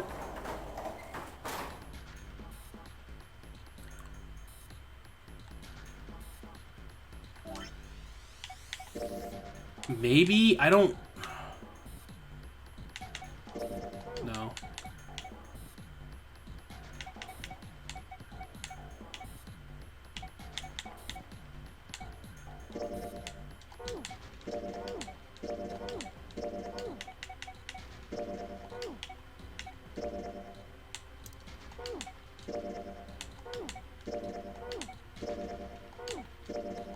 It's not. I don't know. I don't know. Like, I don't know what it's wanting. I suppose I could just... Looks like the word I'm supposed to enter here has 3 letters. It's got 3 lines. I think each one is 1 letter. I see. If that's the case, perhaps the letters you need are made up of 2 symbols, 4 symbols, and 1 symbol, respectively. After all, isn't that what you just said? One line has 2 spaces, the next has 4, and the last only a single space. I see. So in other words, I've got to enter either the dots or dashes, and a set of 2, then a set of 4, then a set of 1. Yes, well, so I see. Well, I got that part.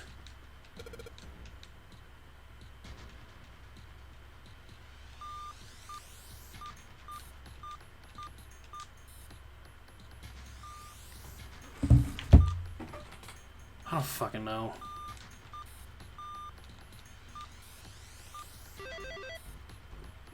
Wait, that was it? Okay. Okay. I looked it up, and it said to spell ice. And it had it under. I didn't look at it. I was like... I swear to God that was just random. I swear to God. In fact, I thought it was wrong, because I thought I looked at it, and I was like, okay, I think I get it. And I literally put it in... I don't even know. I see. It seems you solved the puzzle, Junpei. Excellent work. The answer was ice. How did you know? All I had to do was listen to the sounds the machine made. After all, it was a trivial matter to decode them. Ah, yes. I believe I heard the noise from somewhere on the right side of the device after you opened the puzzle. Indeed, another side opening. Yeah. Heard a sound from behind the shutter. Perhaps the coffin is unlocked now? What?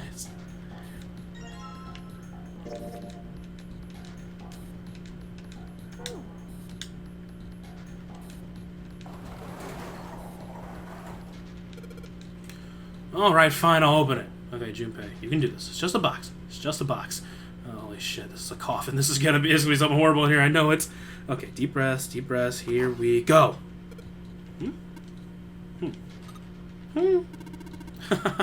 Oh, man, there's nobody in there. Shit, I can't believe I was scared of something like that. What do you mean, nobody? Were you expecting someone in there? It's a long story. Ask Junpei about it sometime. Well, just like that. Just like Seven said, there's nobody in here. There's something in here, though. Well, 2 somethings, actually. What is that? Nice. I know, I wanted to pick them up. Looks like we got a plate with an emblem on it. And the Neptune key. Yes, we finally found it. Now we can get through the hallway. That's correct, Clover. But we do need to get out of this room first, you know. Yeah, I know. Okay, let's get the hell out of here as quickly as possible. I don't have any objections to that.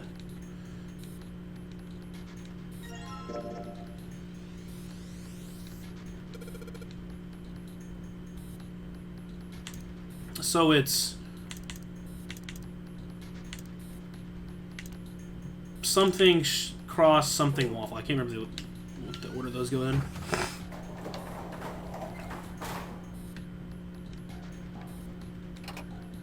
Oh, no, that's the wrong one.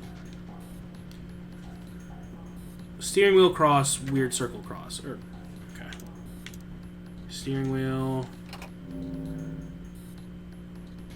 Whoa. Well, now we've got something on the monitor. That's at least. What's that? Looks like some kind of puzzle. I wonder if these are the rules. Here, I'll read them to you. When you touch a numbered area, that area will be selected, and it will turn blue to indicate this. Touching a numbered ball after selecting the area will cause the ball to move to that area. However, you cannot move the red balls. You can only move 3 to 5 balls into a single area. Press the check button once you moved all the balls except for the red ones, which you cannot move. The digital root of the balls in an area must match the number for that area.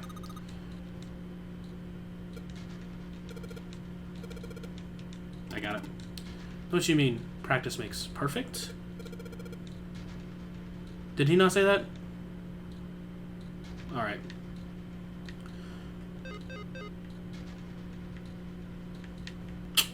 So 6 would be 15 or 5, but we don't. No. Hold on. 4, 5, 6, 7, 8.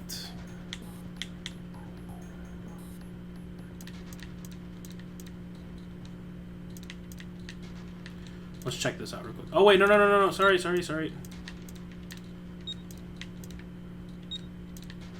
This makes 6. This means this should make 3, but hey, this is it, right? But nothing happened. There are still three more indentations left. I imagine something will happen after they are all filled. Doesn't that seem likely?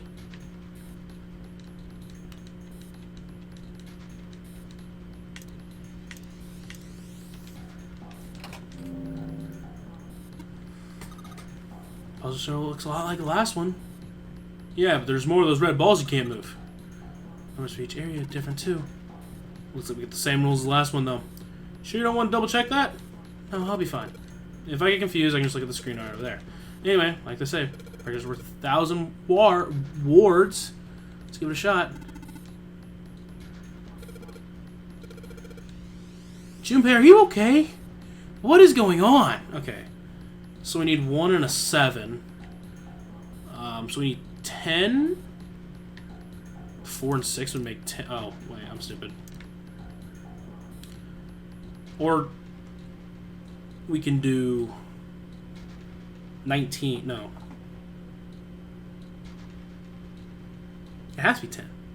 10 or 100, right? Like, I think that's the only thing that matters. So, yeah, it has to be 10. And it has to be 10. So, like, 2, 3, which would be 5 and 5. And the other one just has to be the rest of them. Like, there's no other way.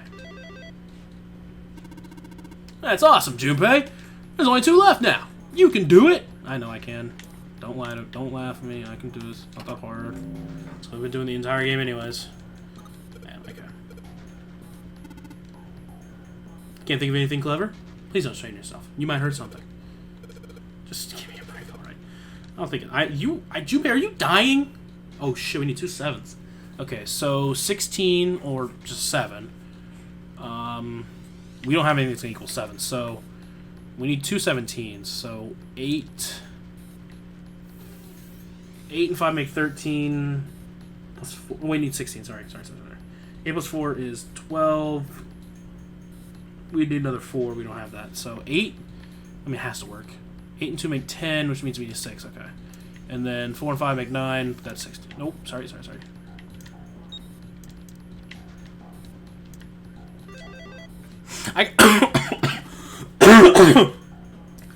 I got really good at this, doing these numbers for no reason. So, excellent work, Junpei. You've only got 1 more left. I can see the light at the end of the tunnel. Nice. Oh, who would have guessed? This is the 4th one. It's supposed to look a lot like the last couple. Thanks, this is probably the last one. Once we solve this puzzle, I'm sure something will happen. Alright, I'll solve it in no time. 8 and 9. Can we make 8? 2 and 4 make 6? No, we can't make 8. So we need 17 and 18. 8 plus 5 is 13. Plus 4, I think, is 17. And then... Wait.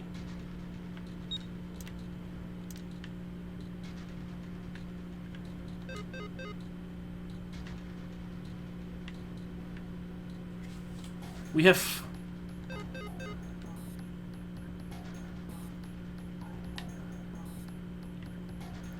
Seven two will, obviously. 8 plus 5 is 13, 14, 15, 16, 17. That.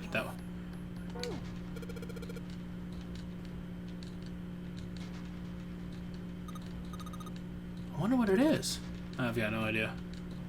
Screen showing me the ball puzzle instructions for it. When you touch the numbered area, select the blue touch it, and touch it. And touch the red balls. You can only move 3 to 5 balls to a single area. Oh, I'm stupid.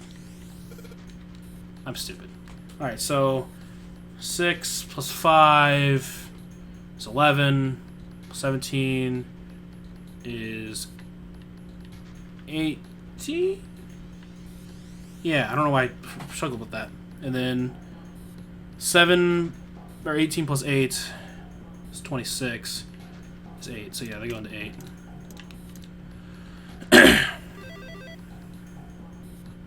Huh? Where did that noise come from? Underneath the keyboard? Way to go, Junpei. You answered all the questions. Damn, Junpei, good job. Hey, did you hear something just now?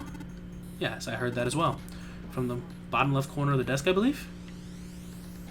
Ah. A picture. In the drawer was a single picture. He picked it up. It's a photograph of 4 men. What the? Ace. Yeah, so we only know 2 of them. Unless the... Wait, is the bottom right the captain? I can't remember. Bottom right might have been captain. Bottom right may have been captain. We don't know 4th guy though. We definitely don't know purple suit guy. Involuntary. Junpei's eyebrows shot up. He'd seen 3 of them before. Okay, so yeah, definitely. What the hell is this? This man with a mustache on the right. He's the same guy we found murdered in the captain's quarters. He had the Zero bracelet on his left arm. And this second man with the glasses and a doctor's coat. He's the 9th man. The one with bracelet number 9. He died after he went into door 5. Yup. But this guy, the one in the striped suit. Man, that's Ace. Yeah, I guess it is. No doubt about it. More likely, Gintaru. 7 and Clover had come to peer over Junpei's shoulder. But what does it mean? What is Ace doing in this picture? Not only Ace, the 9th man and Cap too. As Junpei looked closer, he noticed the expression on each man's face. Their smile suggested they were close, at least to some degree. And they look happy, like they knew each other well. Why? How? How in the world are these 4 men connected? Snake's voice broke into Junpei's thoughts. You say Ace is in that picture? Yeah, it doesn't look like it was taken recently, though. Ace, the 9th man, and Cap all look about 10 years younger. Ah, so the 9th man and the man you found murdered in the captain's quarters are also in the picture? Yeah. Is there anyone else? Or are there only 3 people in the picture? I'm afraid I can't see it. Of course you can't, Snake. Aw, you little rascal. No, there's one more guy. He's got kinda long hair, he looks smart, but a little cold. I know it's a video game. He kind of looks like Junpei. Maybe even Jun a little bit. Of course, they always look very similar. He's the I don't only know. one I don't recognize. He looks familiar, though. Kind of familiar face. Snake knit his eyebrows. What's the date of the photograph? It doesn't have one. Did you look on the back? Back? Yes, the reverse. The other side. Junpei flipped the picture over. Huh. There it was. To be precise, it wasn't a date, but it certainly was significant. He read it out loud so Snake would not be left in the dark. Praying for the success of the Nonari project. With Nijisaki, Kubota, and Musashido. The Nonari Project. Nijisaki, Kabuta, Mujashido. Junpei immediately flipped the picture back over. Then the 4 men in this picture were the organizers of the Nonari game 9 years ago. Since Hangu wasn't mentioned, Junpei figured that could only mean he'd written the words on the That back means himself. Ace, the 9th man, and Cap were all responsible for making it happen. But I feel like I should be more shocked about this. It's almost as if that's just how things were always supposed to be. Their true identities did not come as did not come as a surprise as what Junpei found most surprising. Why? Why am I not surprised? Why am I not surprised, you fucking asshole, Ace Ace? was the one in charge of the Nonari project. But why? Why am I so calm? It's like I already knew. Ah, of course. I understand now. You already knew. Junpei looked over at Snake. In his own confusion, he had missed the dark look in the other man's Ace face. was the CEO of Cradle Pharmaceuticals. He was the one who invented the game 9 years ago. He was Gentaro Hongo. Hongo. Ace is Hongo? What do you mean? Well, I guess... That's fair. I guess you wouldn't know. Even as he asked, Junpei had felt as though he'd already known. Almost as if someone had whispered into his head that, yes, of course Ace was Hongo. I had my suspicions from the beginning. Their voices were similar. Too similar to be a coincidence. I could never forget his voice. It was the voice of the devil.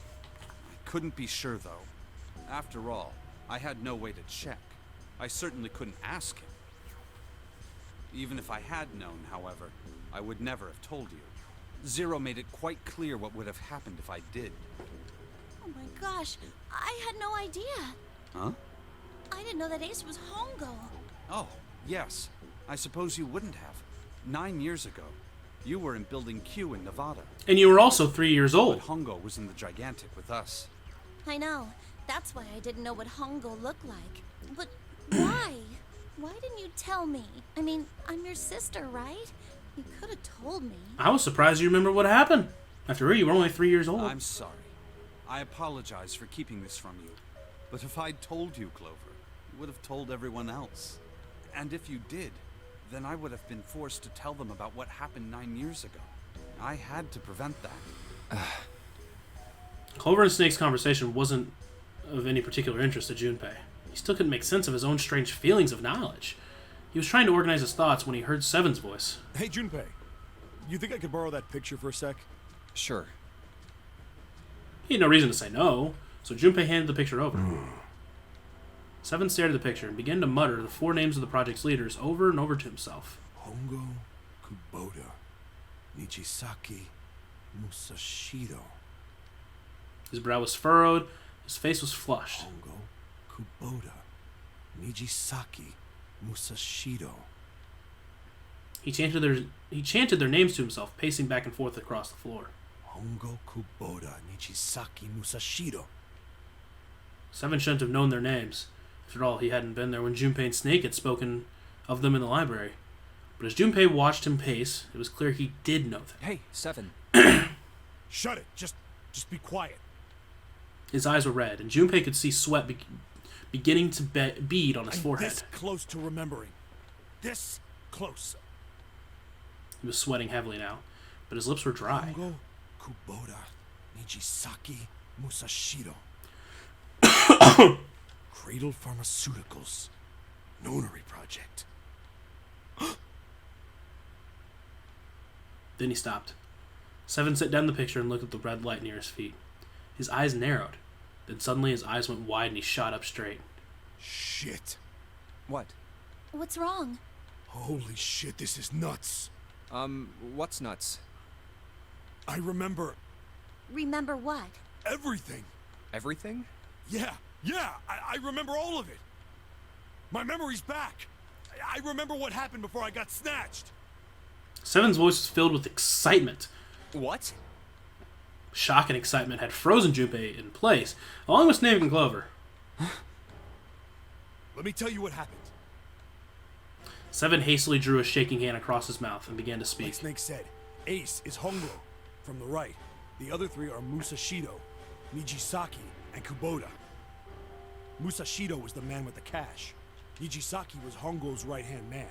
And Kubota developed the actual technical details of the experiments. Realization began to dawn on Junpei, along with a pressing How do you question. know all this? Come on, man, I told you, I finally got my memory back. No, that's not what I mean. I'm trying to ask you why you knew all this stuff in the first place, before you forgot it. Seven rubbed a scar on his chin. You really want to know? Of course. Me too. Snake was the only one who didn't voice any sort of agreement. He looked at Junpei as if he was simply waiting to see where Seven's sudden recovery might take them. This is gonna take a while. Hell, it'll probably take me a good 3 days to tell you everything. Well, we don't have 3 days. Just give us the short version, alright? Short version, huh? The short version is 3 days, that's what I meant. The big man pulled off his hat and scratched his head, as you saw there. He made a face and put his hat back on. Alright, fine. I'll give it a shot. No promises, though. Junpei and Clover nodded earnestly. I'm a detective. Yeah, I kind of got that from what you've been saying. You should really meet Kyoko Kirigiri. I think you'd like It's a her. little awkward to say this about myself, but you could probably consider me a lone wolf too. I hold to my own code. because I think doing what's right is more important than doing what you're told. That's why I followed my gut that night. A slim lead brought me to the wharf. It was 9 years ago. The wharf had been cold as fuck, and I could barely see squat. I was investigating a mess of kidnappings, all of them children. It all had one thing in common: a history of visits to one particular hospital. A hospital under the management of Cradle Pharmaceuticals. In my investigation, had turned up evidence that Cradle had been involved in the kidnappings. After a little sweet talking, I managed to finally get a real lead from someone inside Cradle. My source told me this. Tonight, a ship is set to take the children to a large passenger liner docked offshore. So I headed to the wharf. In the shadows, I searched the harbor until I found the ship he was talking about. There was a bunch of movement near it. Men in black suits, many of them carrying large bags. The bags. There was something about the way they moved as they were carried. No doubt about it. There were human beings in those bags. I moved before I realized it. I came out of hiding with my gun already in my hand. Don't move. I felt metal touch the back of my head. Drop the gun. I could kill you right now. It'd be easy to get away with it, too. Probably should have brought backup, just saying. Just tie an anchor to your feet, and no one would find you for a week. That what you want? The fish here would love a meal. He kept digging the cold metal thing into my skull. There was nothing I could do. I did what he said and laid my gun on the ground. Then suddenly, there was a sharp pain in my neck. A needle. A drug? That was my last thought. My face hit cold concrete. I was out like a light. Out like a light.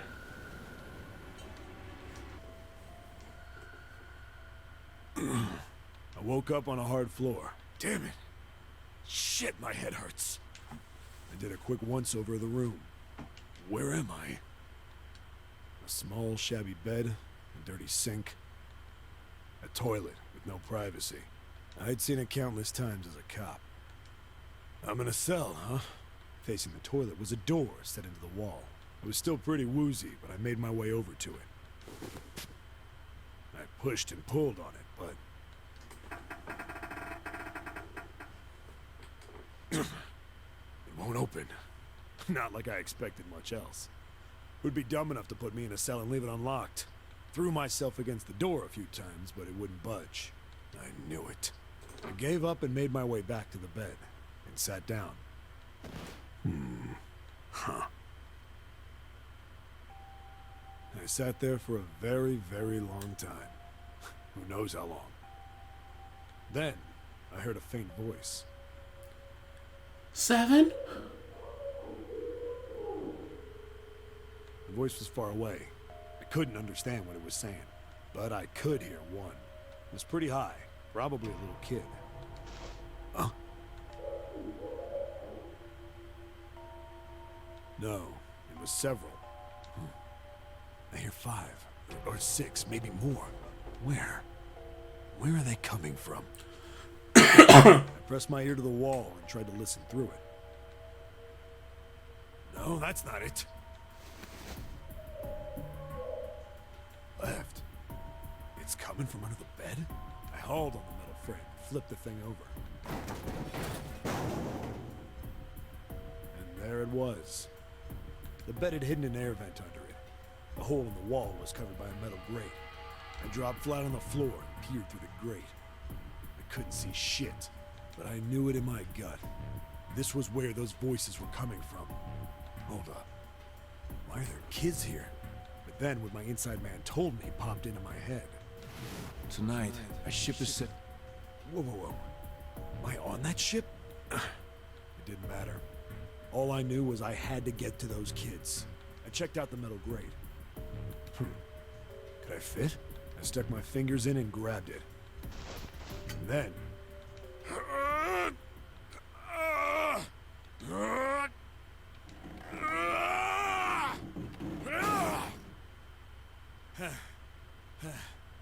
Yeah! How do you like that, you son of a bitch? I finally got the damn thing off. Sweat was dripping down my face, so I wiped it off and crawled inside. The first bit or so was tight.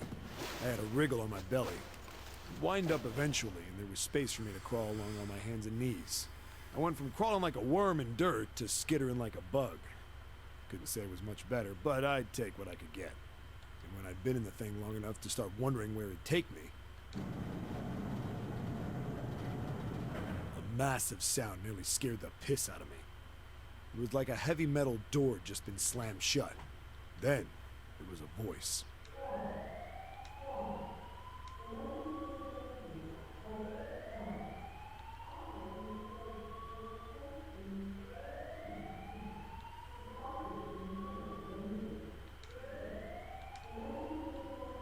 What? I wasn't sure what it meant, but anything with incinerator is bad news.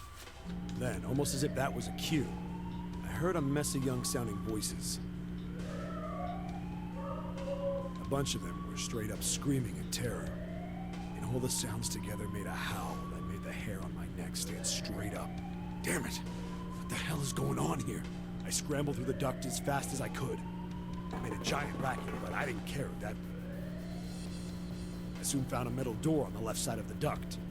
The kids were screaming on the other side. I found it. I yanked the handle and threw the door open.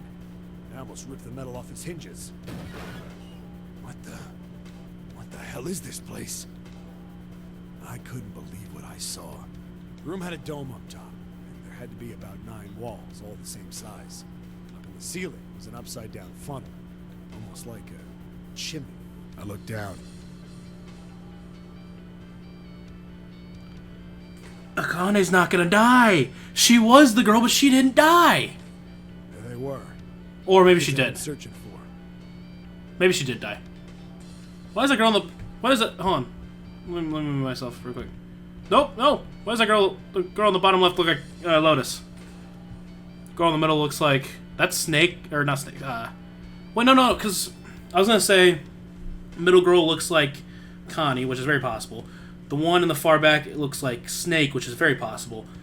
I was gonna say this looks like Santa, but that's not possible because he wasn't there. So they all gawked up at me, suddenly silent for the moment, from surprise and fear. Scared of the room or me, I couldn't tell. Probably both, actually. Not like I can blame them running into a mug like this when they're already scared shitless. I snorted in my own dig at myself and turned to the kids. Don't worry, kids, I'm not your enemy. I'm one of the good guys. All of them stood there, frozen. Well, except one. He was a boy, slightly older than the others, in a private school uniform. see, he looks like Santa, but there's, oh wait, no, okay. I was thinking his sister's the one that died. That's not possible, right? Because the girl that died was with. Wait, no. Because Santa was with. Who the hell are you? See, no. Okay. Let me hold on. Hold up. I mean, in fact, you know what? Time to go FaceTime. Okay, hold up. Okay, so that doesn't mean anything. Okay, I guess the common. They can't say. Okay, I'm gonna go back to this. I just realized. Basically, they can't say that his sister's the one that died, but he was talking about his sister, and he was saying was.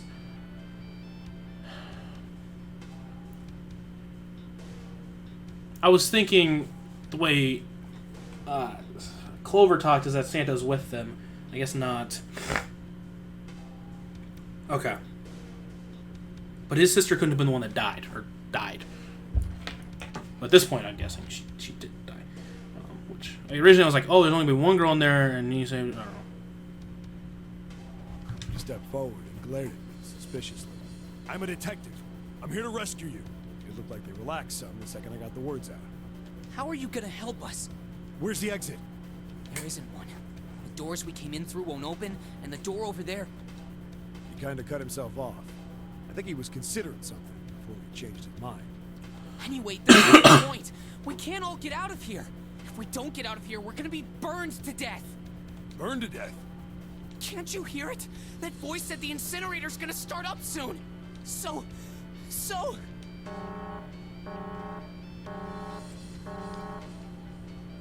The voice spoke again. Incineration will begin in 15 minutes. They only had 15 minutes. I looked back down at the kids. Looks like a good 20 or 30 feet to the floor. No way I could pull them up. Too big of a distance for any of us to reach. What the hell was I gonna do? But then I got an idea. Wait right there. I'm gonna be right back. What? Where is he going? Are you just gonna leave us here? They just got frightened again. I'm not the best at that kind of thing, but I try to reassure them with a smile. No, because what happened is, I remember, okay, yeah, so the one on Snake's side died. Okay, yeah. Don't worry, all right? I'll be back, I promise. So just stay calm and wait right there. Got it? I didn't wait to hear them respond. There wasn't time. I had to hurry. Well, as fast as a guy could on his hands and knees. Didn't take me long to get back to my cell. Still no way out of there, but I had a plan. I needed something from the room. When I got it, I dove back into the hole and took off towards the incinerator. Then... Sorry to keep you waiting, guys. I tipped out the doorway and dropped down the rope I brought with me. Back in the cell, I'd torn the bed sheets into strips and tied them together to make a rope. It was sloppy, but it got the job done. All right, just tie that around yourself, okay? I'll pull you up one at a time. Right. Huh. Wait a sec. Something was off. There were more of you before. Where'd the rest of you go? The boy in the uniform answered. I let them go on ahead. We opened the number 9 door and they left. What? You're telling me you opened that door? That's what I said. Then what the hell are you doing here? We couldn't go with them. Why not? Look, the only people who can go through the numbered door... He was in the middle of explaining when...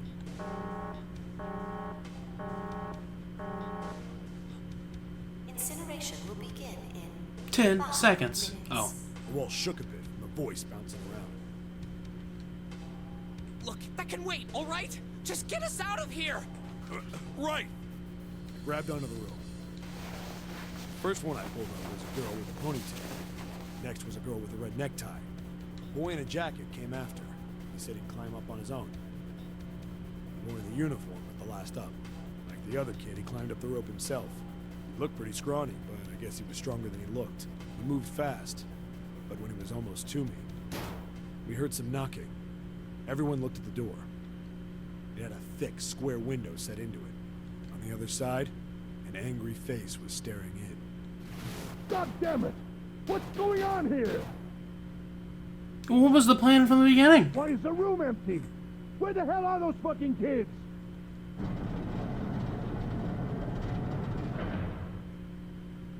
The door opened, and a man stepped in looking half mad with fury. I recognized his face. I saw him many times in photos during my investigation. The man's name was Gintaru Hongo, the CEO of Cradle Pharmaceuticals. Hongo saw the boy hanging from the rope. Yeah! It was like he was an animal. He lunged for the rope. Hurry! I know! The boy in the uniform booked it up the rope. You son of a bitch! Get back here, you little shit! 15 feet. 10. The second I could reach the kid, I grabbed him. I hauled him up and tossed him into the duct behind me. No! No! Hongo had lost it. His face didn't even look human. It was like the bastard pulled off his fake face. He was really a terrifying devil or some kind of damn monster. I quickly reeled in the rope, leaving a furious Hongo yelling at me from the floor. You fucking bastard! You won't get away with this! How dare you compromise this experiment! Experiment? What experiment?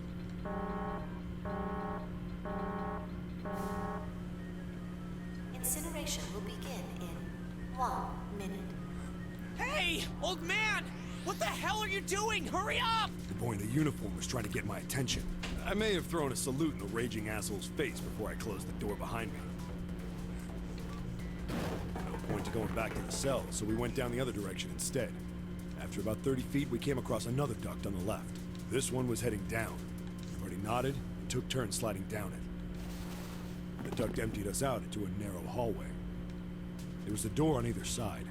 The one on the left was a normal double door. But the one on the right was familiar. It had black and yellow stripes, and a device next to it on the wall. A plate on it read, Incinerator. Incinerator! Incinerator? Yeah, that's where we were. It was the girl with the red tie who answered me. We were inside an incinerator? Yeah, Hongo might still be there. It looks like it's been shut off, though. Wait, what? If he's still in there... Yeah, that's not good. That meant we better. We gotta get out of here. Go to the other door, hurry! The kids started running, and I was close on their heels. On the other side of the door was a large spiral staircase. Run! Didn't need to tell them twice. We went up and up and up. Our feet pounded the steps, our arms pumping fast. We went round and round and round. The devil was on our tail. The stairway kept going. We passed a couple of landings when the boy in the uniform suddenly spoke. Something's up. Kanny's not catching up to us. Kanny? My kid's sister. The girl with the red necktie. Wait, what the fuck?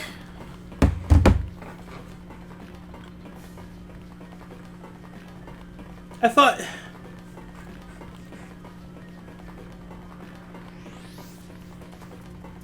I thought they were at different places. What the fuck is up with that? Kanny. That's strange. I didn't remember seeing that name on the list of missing kids. Hey! Kanny! He kept his hands around his mouth and yelled. Maybe we outran her. The boy in the uniform skidded to a stop. I stopped too. So did the other two kids. When did we do that? Well, we passed a couple big rooms on the way here. Maybe she took a rest in one of them? No, that's impossible. Sorry, Grandpa. You keep going. I gotta go look for her downstairs. He turned to go. Hey, kid, wait! God damn it, I said wait! I don't think the kid even heard me. Fuck! I spun around to the boy in the jacket, and the girl with the ponytail. I'm going after him. You two keep going, all right? You got it? The girl nodded and ran up the stairs. But the boy... I'm going with you. I didn't have time to argue. I just nodded and took off down the stairs. I could hear him following me. We ran all the way to the bottom floor, calling for her. Kanny was nowhere to be found. God damn it, where the hell did she go? I could tell the kid was frustrated. And then suddenly... Help me! Somebody help me! We heard a girl's voice. Kanny! The boy in the uniform threw open the door and leapt into the hallway by the incinerator. We rushed in after him. I couldn't for the life of me believe what we were seeing. That bastard Hongo had a Kanny by the arm and was forcing her into the incinerator. Come on, goddammit, move! No, I don't want to! Let me go, please! Let go of me! She planted her feet squarely on the floor and was struggling to get away. I have nothing to say for this. Bigger and stronger. I have absolutely nothing to say right now. And we are not even close to the end. Kanny! My brother roared with anger and charged toward Hongo. Help me! Ah! You're too late, idiot! What are you turning into? A fucking middle school or grade, like, fuck, junior high bully? Hongo lifted a Kanny bodily into the air and threw her, still fighting him, into the incinerator. Ah! Before we could even blink, Hongo had leapt through the door after her. We saw him land inside. Then, the door slammed shut. We ran to the door. We did everything we could think of to get the thing open. But... Ah! Fuck! It's no use! The goddamn thing won't move an inch! Potty mouth for a little kid, doesn't he? He started slamming his fists against the door. He was close to shattering his knuckles with how hard he pounded on it. Kanny! Kanny! Are you okay? You came back! It just says Kanny right there. Her voice was muffled, but all of us could hear the sheer terror in it. What should I do? I think I'm trapped in here. It literally just says Kanny there. You're just gonna ruin the surprise list for us like that? He went out the other door. What? Warning. Warning. Emergency incineration command has been acknowledged. Automatic incineration will take place in 18 minutes. But, again, Akane is there. Literally, I mean, maybe it's just a different girl. And she was in on it. Maybe it's a girl with a ponytail. I don't know. Please evacuate the incinerator immediately. That would be kind of hard for me to learn. Repeat. Emergency incineration command has been acknowledged. Are you fucking kidding me? It's the same damn thing. Are you there? Yeah, we're here. Just hang on, all right? We're gonna figure out a way to save you. His words would have seemed like a sick joke to her if she'd been able to see how white and bloodless his face was right then.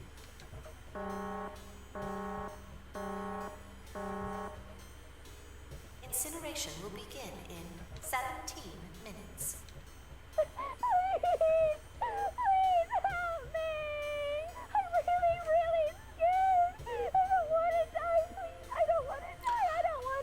I just want to kill this guy even more. He's making it worse and worse. It's gonna be all right.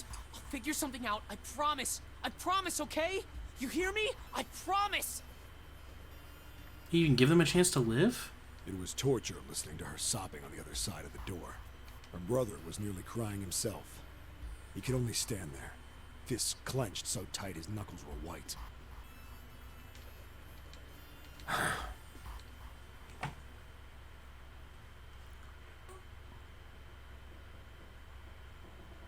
Do you happen to know her last name?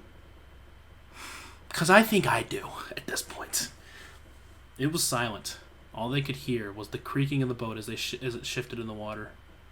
They waited and waited. Seven didn't continue. What happened then? Junpei couldn't wait any longer. He had to know. Seven looked at the floor. Come on, man. Put yourself in my shoes. It doesn't end good. Think I want to remember that? Then... Yeah. Shit. If I'd known it was going to be like this, I almost wish I hadn't remembered. Seven shook his head. But there was something Junpei had to know. Are you sure? Huh? Look, I don't want to ask this either, but there's something I don't get. So if you could just tell me, did that girl, Akane, really... Seven stared straight ahead at nothing. I'm sure. There wasn't anything we could do. After a while, the countdown ended, and we heard something burning. The fire stopped, but we still didn't move. Me and the jacket kid were frozen. The boy in the uniform collapsed as if he couldn't hold himself up anymore. I'm fucking dying here. A few minutes passed. The door opened.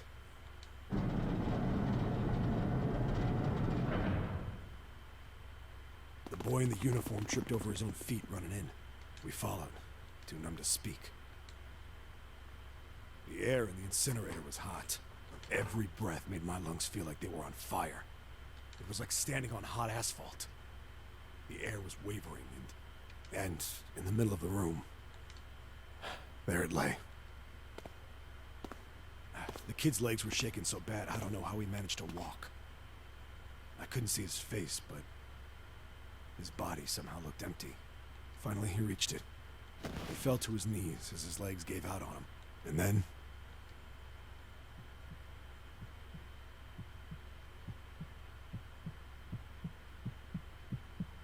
I mean, that's Santa. That is Santa. So Santa and June were brother and sister.